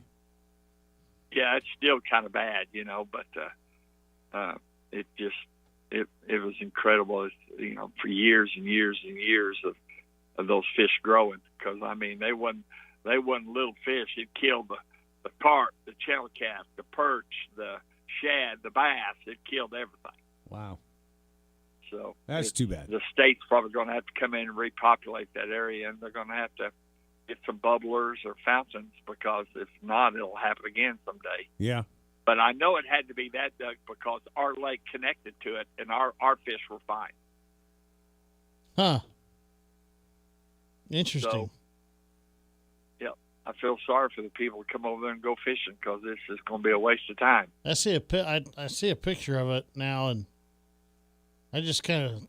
Oh, it's horrific. Even the picture just turns my stomach, because you can imagine. I can just imagine the smell. It brought me to tears. I've lived there 30 years, and we put a lot of those fish in there, and I don't really know how many fish in our lake went upstream. I don't know. But all I know is they were right behind my house in that little canal, and we netted them and put them in our lake. So we know we saved 50 or 60 big blue cats. And but as far as the bait fish and everything else, there just wasn't time to do it. And so it was kind of sad. But Kate News come out and interviewed me yesterday. I guess it was on TV last night and this morning, but I didn't see it. And but it's sad. There's a lot of fish. Yeah, it was. Yeah. No doubt about it. All right. Well, I'm glad you were there to help out.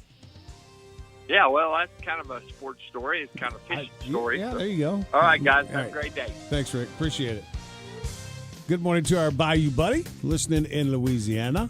He says having Bonds and Pujols on home run derby panel last night was gold. I quit watching after the first round. Once Cags was out, I was like, all right, I'm done with this. I did think it's kind of cool. A couple of guys had their dads pitching to them. Yeah. So that was pretty cool. I don't give a damn. Me either. Brent Kemnitz next.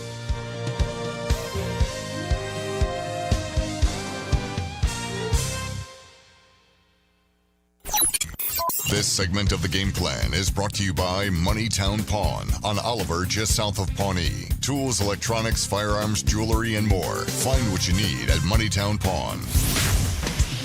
The game plan. KGSO.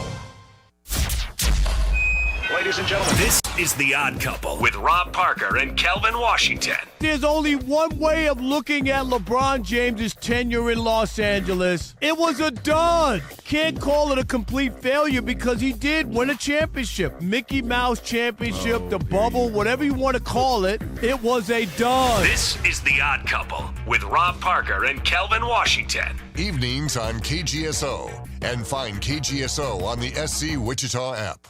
Need life insurance but have diabetes, high blood pressure, or on anxiety meds? If you're a 50-year-old male, even porky, or with type 2 diabetes, $1 million of life insurance may only cost you about $200 a month. For affordable term life insurance, call Term Provider and speak with Big Lou at 800-444-2013. 800-444-2013 or visit biglou.com. Remember, Big Lou's like you. He's on meds too. 800-444-2013. Fox Sports. Fox Kansas is Wichita's home for exciting live sports action. Tuesday, baseball's biggest stars meet in the 2026 MLB All-Star Game at 7. Then on Saturday, the FIFA World Cup Bronze Final takes center stage at 3 p.m. before baseball's biggest rivalry as the Dodgers battle the Yankees at 7. And on Sunday, catch summertime hoops as the basketball tournament alumni semifinal tips off at 1. Fox Sports. Fox Kansas. Channel 24. Cox Cable Channel 4.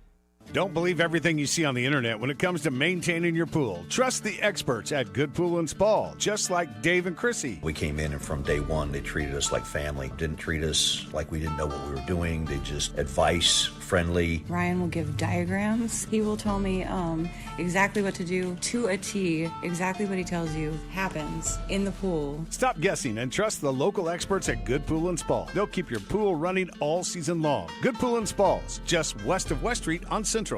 Go Hog Wild Pit Barbecue. The best barbecue deal in town is at Hog Wild. Right now, Hog Wild is serving up a $5.99 meal that's big on flavor and easy on your wallet. Get a one-meat sandwich, your favorite classic side, and a drink, all for just $5.99. Want brisket? Upgrade to our tender slow-smoked beef brisket for only $1.50 more. Pulled pork, juicy chicken, and hot links. Everything is smoked fresh, made daily, and piled high. This is real barbecue at a price that's hard to beat. When you want big flavor and a big deal, head to Hog Wild for the $5.99 meal deal today. Great food, great price, great barbecue. Join us for lunch or dinner or order online at gohogwild.com. Hog Wild Pit Barbecue, 6 locations in Wichita, also in Derby, El Dorado, Hutchinson, and Salina.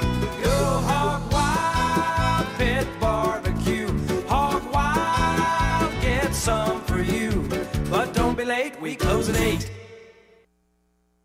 Is your car getting a beating from the hail? It's time for you to go to Norse Collision Center. Are you worried about fallen limbs damaging your vehicle's windshield? It's time to go to Norse Collision Center. Jeremy and his staff at Norse Collision in Goddard can help you get your ride looking like brand new, offering quality auto body collision repair and paintless dent removal backed by years of experience. Norse Collision also offers windshield replacement and paint repair to help keep your vehicle looking its best. Give us a call today at 316-794-1161 or visit online to book an appointment. Wichita's sports leader, KGSO, is brought to you by Devon James. Devon James Injury Lawyers. Call 888-8888. That's 888-8888. See the latest promotions and special events online at kgso.com. This is Wichita's sports station.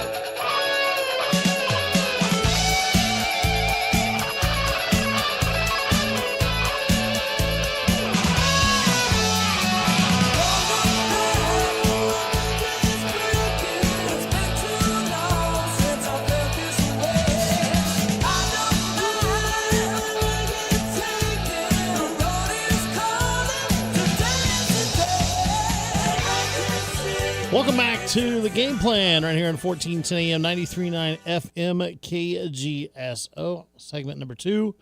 Last hour of the program. Trying to get Brent Kemnitz here on the phone lines. And looks like Brett might be joining us here right now. Doug, we got him? Yes, he's right here with us. Good. Sorry, I got busy during the break doing my other job, and then I totally about forgot to call, even though you reminded me earlier. Brent, how you doing? Hey, it's all good. Chuck even reminded you about 10 minutes ago. I know, but this is what happens in the 8 o'clock hour, okay? My phone starts blowing up with other business stuff, and then I answering these questions, and I should have just waited until 9. So. Well, we talked about it before, but I'm that guy that will walk upstairs and then forget why I came upstairs. And then go back down. I'll go, oh, yeah, I was going to get my checkbook or whatever.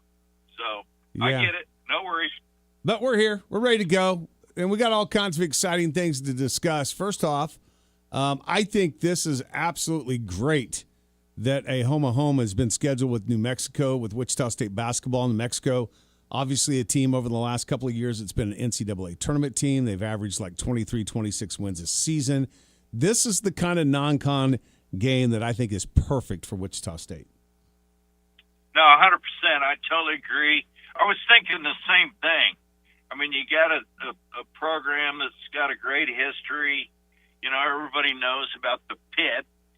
Everybody knows that's where Valvano won his national championship, jumping around and the whole thing. We used to go play New Mexico in baseball back in the day and actually took in a couple games there. So, great venue there. Obviously, Charles Koch Arena is awesome. They're coming in this year. No, I think it was a home run schedule. So that should excite Shocker Nation. It really should. And really, here's the reason why these kind of games are going to be more important than ever, Brent. With the NCAA going to 76 and now Wichita being the other host city for the play-in games and them relaxing the rule that the home school can actually play in their home city, like there's a good chance. And look, I know we all want Wichita State to win the conference. I think that they will win the conference next year. I think the expectations need to be high with who they have coming in. But even winning the conference doesn't guarantee you that you're not going to still be part of the whole playoff format or play-in format when they revamp it, because we don't really know exactly what kind of teams are going to take or who they're going to revamp. So you got to have these quad 1, quad 2 scheduled. And even though New Mexico's out of the Mountain West, I still think this is probably considered at the very least a quad 2 game. Yes, for sure. And as you mentioned, the interest, that was after I was on last Tuesday that was announced. But how exciting is that? I mean, NCAA basketball in Wichita, that's exciting. Okay, somebody's following me, or they just, I think they don't know I'm on the radio. Somebody's calling you? Hey, Gretchen Torline right here. Hey, Doug, this is my radio segment, but Gretchen Torline just pulled up. Gretchen, you want to come do a little bite on the radio? I'm live right now on KGSO. No, I can say hi. Hey, all right, hey, have a good day. Miss you. Bye. She's now number one. Since I moved over, Gretchen Torline's now number one. Really? On tenure over there. I bet she never follows me and stops me again. Anyway, no, that was exciting news to get the first four, whatever term they use. And, yeah, immediately people are thinking, okay, hey, can we play here? And I think the answer is yes. But that is a little – there's so many layers to that. First of all, it is exciting to think that could happen. But I think a lot of us are like, no, let's be a higher seed than that. We don't want to have to play a play-in game. We want to be in without having to do that. But here's what I like. It creates conversation. Here we are in the middle of the summer. We get the first forward in trust. We add a home and home with New Mexico. TBT's coming next week. So we're talking basketball on an exciting level right in the middle of the summer. That's the win for me. That's awesome. No, it's all huge. It's all great news. It's big news. TBT announcing yesterday that they've got a couple of new players. So it looks like Dexter Dennis had to bow out of this thing, but Corey Washington, Chauncey Jenkins coming back along with QJ Peterson. So you got 3 new players there. We're going to have all the Aftershock games here on KGSO. That's going to be exciting as well. And the Aftershocks are playing New Mexico, right? And that's their opponent. I think so. Yeah. So. And after winning the whole thing last year and the excitement that brought, we talked about this on the show, but it was like the first game for like 1,500 there. And I think it was McDuffie's like, hey, where's everybody at? And then you win 4 or 5 games, and all of a sudden it's 9,000 plus. It's electric. We win it. So everybody nationwide pays attention to Shocker basketball being a great venue, first of all, with Charles Koch Arena, but the community loves soccer basketball, and TBT just accentuates that. And the aftershocks winning the last year was good exposure. It shows, the Charles Koch Arena is electric. So it's just a win all the way around in my mind. Yeah, there's no doubt about it. I think a lot of people will show up for those games starting on July the 20th in the new format. $2 million purse now to the winner. I mean, there's a lot to be excited for, man. And things are popping over on the campus of Wichita State. It's some really good stuff. Did you watch the home run derby last night? I could not bring myself to watch the home run derby. You got to remember, I'm a pitching coach. To me, I know everybody loves the home run and the home run derby, and I think it all comes back to, Gene, when we take BP this late 70s, on in through the rest of the time, Gene would bring out these NBC jet balls for BP, and they just fly. So you got all these strong, powerful, the Bob Bomeritos, the Bruce Morrisons, obviously the Joe Carters and the Bill Stevensons. But I'm talking about some big physical guys that could hit a ball a mile. And those guys would just put on a show, during BP, and the pitchers had to chase them. So you'd have like 10 of your pitchers out in the outfield chasing all these home run balls. And one of my lines that I used, I said, if we face a guy that's throwing 75 miles an hour with the ball right down the middle with no movement, we may never quit scoring. So they put up with me, but I was never a huge home run guy. I'd take naps during BP.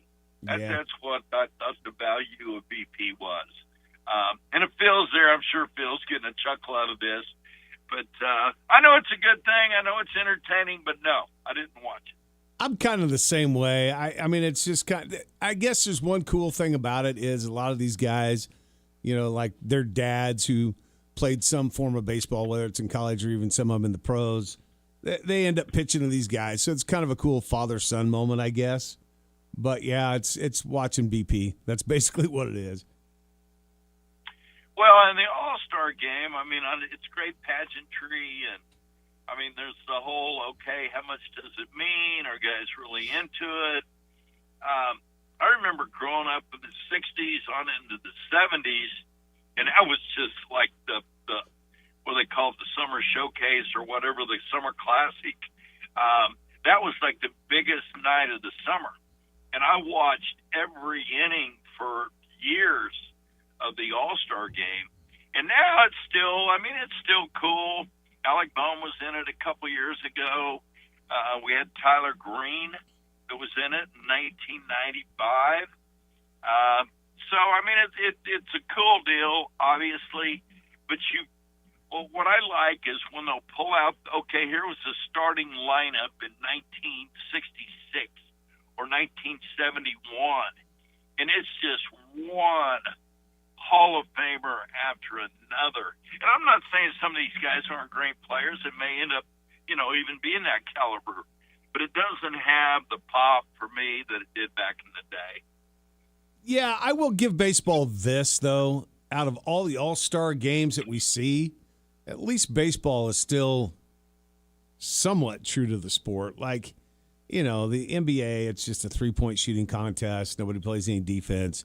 The NFL's basically went to flag football, 7-on-7 type stuff. So at least this still kind of resembles the game. I don't know how many pitchers are throwing, a bunch of breaking balls and stuff, but you still have to hit, you still have to field, you have to catch, you have to do all that. Well, 100%, and I'm glad you brought that up because the NBA All-Star Game has turned into just a joke. Yeah. And then same with the NFL. But baseball, I mean, you get the whole, the competitive nature's flow. Once you get the pitcher on the mound and you get a dude up there hitting, it's not like you're just throwing a BP fastballs because you're just, trying to make it a event for just, amuse people. It's definitely the competitive nature starts flowing once the game starts and you're on the mound with the ball ball in your hand. I wish they never would have got away from the winner, though, gets home field advantage during the World Series. That always made it a lot more interesting to me. Yeah, why take it off that? I like that. That gave you a real carrot. That made it. It's like, okay, we want to win this thing. Forget pride. Obviously, we have pride, but there's something to gain here. Yeah, I think they got off of it because, if I remember right, it's because there was a year where, like, one of the two, either the AL or the NL, whoever, I can't remember, whoever had home field advantage because the All-Star game that year, the teams representing in the World Series, like, the records were completely different. Like, let's say it was the AL that had the home field advantage. Well, the NL team, their record was so much better than the AL. It's like, why are we awarding them this home field advantage? Yeah, I don't know. I still liked it when the game had something on the line. Yes, totally agree. I was like, okay, that makes sense. That's legit. I mean, I guess you could, and maybe the whole COVID thing, because that year in the World Series it was at a neutral field, which I always thought would be fun for baseball to do. Again. Well, I'm not. I like the format where you go back and forth, the home games. I'm not a neutral field kind of guy. Now, college baseball obviously works out great with Omaha, with Rosenblatt back in the day, TD Ameritrade. What is it called now? Charles Schwab. But anyway, Major League Baseball, I like it going to the home parks. But this is what I don't understand about that argument, though, because I have people, and Chuck's one of them. Oh, when the NFL playoffs come and when it's the Super Bowl, we got to be playing these things in a dome. The elements cannot be a part of the game. I'm the opposite. I think the elements need to be a part of the game. We don't need to be playing them in domes. But for baseball, like, I don't know, if the Yankees or the Red Sox or somebody's in the World Series, like, it literally could be snowing during the World Series, and nobody complains about that. Hey, that's what I like about it. I mean, you get used to watching. I've said this for years. Back in the day, I lived and died with different teams, different players, and obviously followed Wichita State guys still do. You know, Tommy Hotovy's pitching coach for the Cubs. You got Bohm with the Phillies. But October, I lock in. And that's the only month that I really lock into Major League Baseball. But to get to what you're saying, when you start getting into mid-October, late October, man, I like watching the games in Fenway or New York or whatever, Detroit. And it's like 41 degrees and maybe, windy, whatever. That's just part of it. You didn't like it when you were Quick coaching. story. Well, that's a fact. That's a fact. And I acted like I was fine with it. Hey, it ain't that bad. Let's go. And I had jackets on, and I was standing by the heater. Yeah, so that's a good point. Hey, real quick story. I had Randy Johnson in Alaska, 1984. I've shared that many times. In Anchorage, it may be perfect. It may be 70, it may be 45. You never know. Well, in the days it was cold, Randy Johnson, if it was 50 or less, he'd say he couldn't get loose. So one time I said, Randy, what's your goal, in life? He said, well, I'd like to play Major League Baseball. I said, okay, well, what are you going to do if Boston or New York or Detroit takes you and you're in April or October playing in the series and it's 47 degrees or 38 degrees? He said, dude, I never thought about that. Well, anyway, you know who took him? Montreal. I did get traded in the famous trade with Mark Langston and went to Seattle. But Randy Johnson went to Montreal. I laughed so hard, and I always thought, okay, I wonder if he heard that and remembers that little pep talk I gave him about, hey, you better be ready to deal with all of it, not just the Southern Cal, weather that he dealt with at USC. But anyway, that's what we used to sell here at Wichita State. We give it all to you. Early in the year, it's like playing in New York. Middle of spring, it's perfect. Could be anywhere. Late in the year, late May or whatever, and it's 90, 95, 100. I remember Nomar Garcia Parra had to take IVs or whatever was so hot here in the regional in '94. But late in the year, it's like playing in Houston or somewhere really warm. So Wichita State gives it all to you. We used to sell that in recruiting. Yeah, hopefully Brian Green still does use some of that. And, boy, by the looks of it, looks like we got a lot of young talent right here in our own state, man. Did you see how many young guys out of the state got drafted? Yeah, and that's good to see. I mean, we made a living forever. We'd start locally and then work our way out. We used to say, hey, if you're taking local guys and winning, and when I say win, it's a minimum of a regional, hopefully College World Series, that's good. If you're taking local guys and losing, you better go out and get some dudes. But there are local players. It's good to see that some Kansas guys got drafted. And I feel good about the guys we have coming in. You know, obviously, it's easy to say that when you're kind of shooting from the hip. And I haven't really got in depth. I know they're excited about who we have coming in. But I saw where our JUCO class ranked like 3rd nationally. So those are things that can get you excited. No doubt, man. A lot of good, exciting things happening over at Wichita State. There's no doubt about it.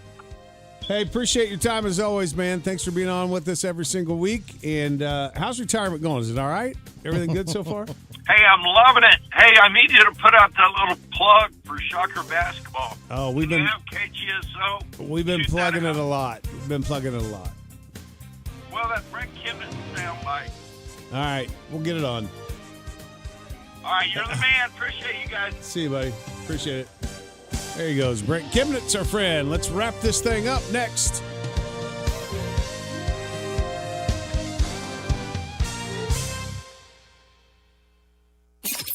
Call the game plan now on the Maximum Outdoor Equipment phone lines at 522-1410. The game plan. KGSO. This is The Herd. You got to be consistent. With Colin Cowherd. Mike check. Walker Kessler, a legitimate defensive big. This is what I've been preaching now since the new Laker owners, Dodger owners came in. It's not about clinging to the past. It's about spending money and looking through the windshield, not the rear view mirror. This is The Herd. Weekdays at 11 a.m. right here on KGSO and on the SC Wichita app.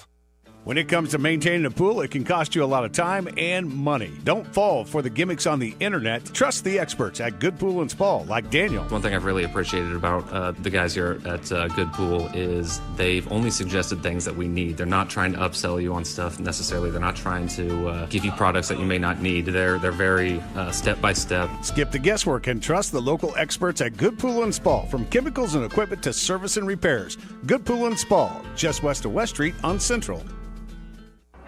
Imagine a tropical paradise where the sun always shines and the fun never ends. Welcome to Blast Off Bay, the ultimate indoor water park. Catch a wave on our state-of-the-art surf machine, unwind with a cold drink at the poolside bar, or relax in our warm, inviting hot tub. Then get ready for thrills on 11 exciting water slides that'll take your breath away. Hungry? Enjoy pizza, burgers, wings, and more. Open 365 days a year with a perfect climate every day. Don't wait. Plan your escape today to Blast Off Bay.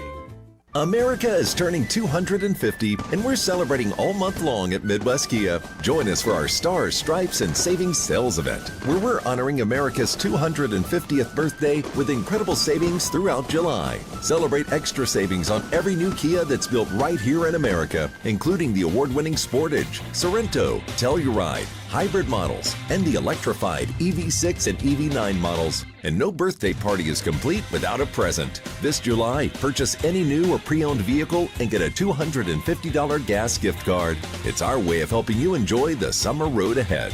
Plus, every new Kia comes with that unbeatable 10-year, 100,000-mile limited powertrain warranty. But hurry, this special Independence Day offer and the $250 gas gift card won't last forever. Visit MidwestKia.com. And remember, We want to see ya in a Midwest Kia.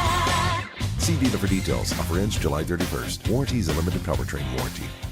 My name is Chance English. I'm the CEO of English Trash Service. With English Trash Service, you get reliable, personalized service. With so many other companies, the service goes down while the pricing goes up. We saw a need for reliability and customer service in the local trash market. We know you have many choices in the area. With us, we treat every customer like a neighbor. When you get your next bill, consider giving us a try. Visit our website at english-rentals.com. That's english-rentals.com. Take KGSO anywhere, anytime at KGSO.com.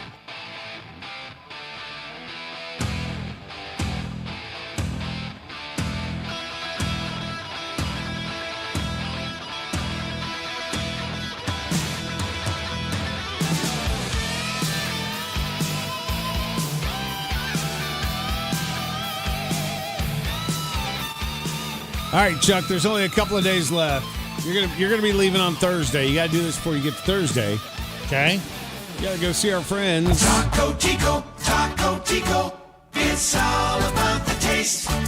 Because there's only a couple of days left before the 10-pack of tacos are no longer $10.99. They go to another great new special coming up on the 16th, and I love the next special for sure. But right now, that 10-pack of tacos, $10.99 at Taco Tico locations. 13th at Tyler, 35th and Rock Road, Arc City, Newton, El Dorado, Derby, Augusta. Order online at tacotico.us. And it's all about the taste at Taco Tico. Got to go by and get your 10-pack of tacos. What's the next one? I can't say yet. Yes, you can. Shh. I will just tell you it's the 2 for $5. Nobody will say anything. The 2 for $5. That's what it is. But I'm not going to tell you what ones you have to choose from. All right. It's one of the best specials they run, though. Right. I love it. 522-1410 is the phone number. Got a few minutes left before we get out of here. In the Zone coming up straight ahead with Phil and James, followed by The Herd with Colin Cowherd. Stugatz this afternoon, press box 4 to 6. I think Sasha is going to be by himself again, or I don't know who he has coming in for a guest this afternoon from 4 to 6. That's the lineup right here on KGSO. Sasha going to be by himself? Yeah, Jay-Z sent me a message last night that he is under the weather. Oh, well, maybe I ought to come in and help. Well, Sasha. I'm sure he would love that. I know you're very excited about this. I waited till the very end of the show. But the 2026 World Series of Poker main event final table is set. Yes! $10 million is the first prize of who wins the final table amongst, let's see, 1, 2, 3, 4, 5, 6, 7, 8, 9 players. Love it. All 9 players, Chuck, guaranteed a payout of at least $1 million. Nice. Damn, this is better than NIL right here. Nice. A 22-year-old holds a large chip lead at $194 million. Next closest competitor has $79 million in chips to play in the final table. $1 million for just making the final table. I think I could have done that. Wonder what it costs to buy into this now. It used to be like $10,000. Oh, it still is. Still only $10,000 for the entry fee. Only $10,000, Chuck. We could have raised that kind of money for one of us to play. Yeah, well, neither one of us would have done very well. Oh, look. It's all about lying and bluffing. I think you could have got it done. Not a problem. There's a lot more to it than that. Good morning. Welcome to the show. Okay, Mr. Doug and Chuck, I have a comment to make, and I was just wondering, you may or may not want to respond to it. Okay. Have you ever, in your years of listening to radio, and in my case, it's about 60 years, have you ever heard anybody laugh so much at every comment, whether negative or positive, on the air, on your station, more than Stu Gotts? Yeah, I know. And I don't find it, I will have to admit his laughter is contagious, and I find myself laughing, but it's unbelievable if you listen to him as much as I do, how much he laughs at everything. And I was just wondering, am I the only one to notice that, or is that just my 72-year-old brain working in its inconsistent ways as it does? No, I've noticed it too. Like he does laugh a lot, and some things are funny. Sometimes he gets me laughing because he is laughing a lot. So yeah, I mean, yeah, I know exactly what you're saying, Bill. Okay.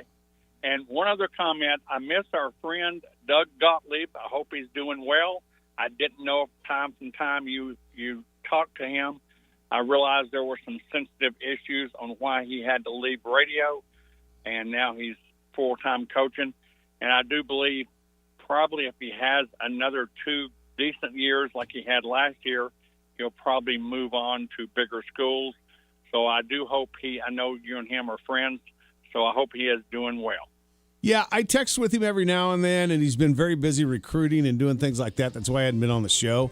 But when we get closer to football season in the fall and basketball season, he said he would continue back with his kind of weekly visits with us. Okay. All righty. Thank you. Have a good week, gentlemen. Right, thanks. Bye-bye. Appreciate it. You too. Yeah, Doug's been a little busy lately. Yeah, I guess I didn't catch that he hadn't been on radio.